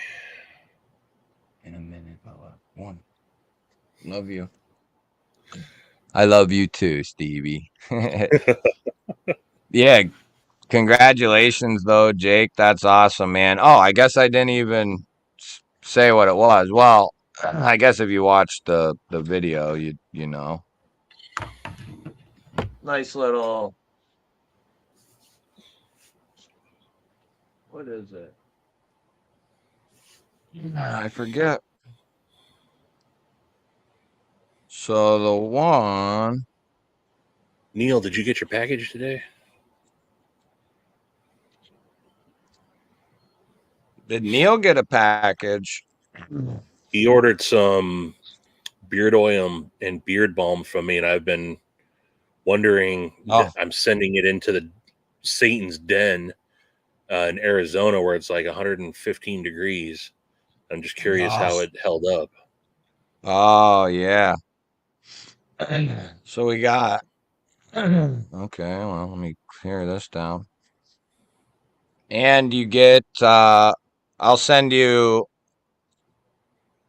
uh a couple pictures, and you can choose a Hank as well from issuing Nice. stitches. But you get yourself a Sweet. little big old honking slip joint. It's a 2-blade. I just don't have any nails to get the. Oh, there I go. Oh, big old boy. Rough Rider, something another. Blue Mule series, Beastie Boy. That guy there.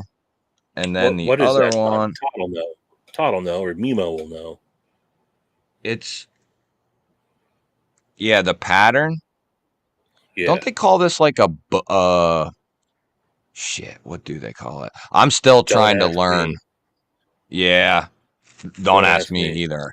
Yeah. Uh, I'm still trying to learn all that stuff. I All of it. stopped. I only have so There's much a lot. space left up here. Yeah. That's not an elephant toe, is it? Yeah. Is elephant toe a two blade? I don't know. Only because I That have does. I have a GEC buffalo, or no, not buffalo, elephant toe. So I don't know. But oh, you got it on Yeah, there's Thursday. so Okay, many, nice. dude. Did it turn out Oh, okay? cool. Hey, there's TKE. What's up, man? What kind Good did he get? He ordered the Satisfaction special, the cherry scent.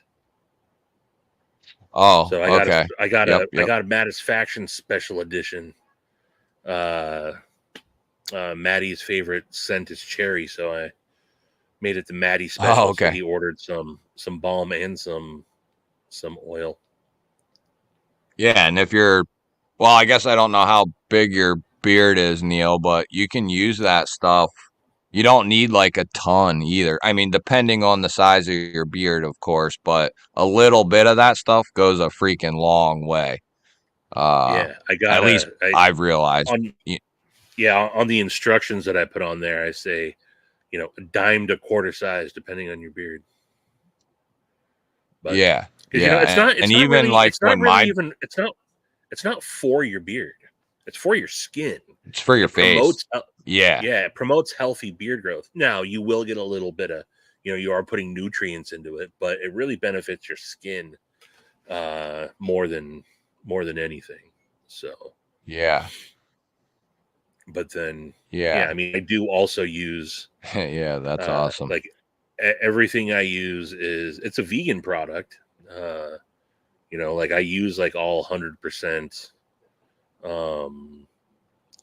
USA made or North America made. I gotta say, because the hemp seed oil comes from Canada, so I don't claim it's USA made. It's made in all North America though, and like all natural, organic, all right. that good stuff. So, yeah. I'm trying to find the link. I wonder who's doing the live for. Who's doing the live stream for Brian and them? Oh, it's broke as EDC, right? Oh, there Isn't we it go. on his Okay, channel? I found it. On Doug's channel? Yes, and I am going to link their channel so that way anyone who doesn't know or anyone who wants easy access, I'm going to link it and it'll take you directly over there. When I close the live stream, it'll send you directly there. Oh, I didn't know you could do that. That way they can get a nice. Yeah, it's so if I link the live stream, once I exit out of here, it'll take everyone that's in here and put them in there. Now, whether they stay in is up to them. Right. But I never knew that. So that's cool. Yeah, that's cool. Definitely go check. But yeah, man, Nafoholic. I don't see Backpack B. Maybe he is there, but I don't see him. But I do see Brian and Doug. So they're both there. And Backpack might be on at some Shout point, out to possibly. Backpack B, though. Yeah, real shit. Yeah, proud of him. Oh well, very. I didn't think about that, Todd. It's already kind of done now that I linked it, but I'm sure they won't mind if they get. I know I've been there before when they wanted more people in there, so maybe that'll help them out. I don't know. B took off. Oh, okay. That makes sense. I was gonna say I see his background there, but thanks, man. I'll let you get going, man. Yeah. Thanks for coming on, dude. This was real fun, man. Having you on. I don't think you've ever come on yet, so that was No. real fun. No. Yeah, man. Real fun, man. Easy Uh, conversation. Appreciate having me on. Listen to me yeah. freaking ramble. No, that's what it's all about, man. That's what it's all Heck about. yeah. I hope everybody had a good night too. And thanks for coming on, man. And you're welcome anytime too. I know Sweet. it's inconvenient on Saturdays, but Yeah, man. you're more than I'm welcome. always down to hang out when I got a moment. All right, Cool sounds beans, man. good, man. Have a good night and have a good weekend, brother. Word. Deuces. Later, man. All Later. right, everybody. Gonna head out. Love y'all. Have a good weekend. And I will catch all you guys on Monday night. And have a safe weekend as well. Love y'all. And catch you on the next one.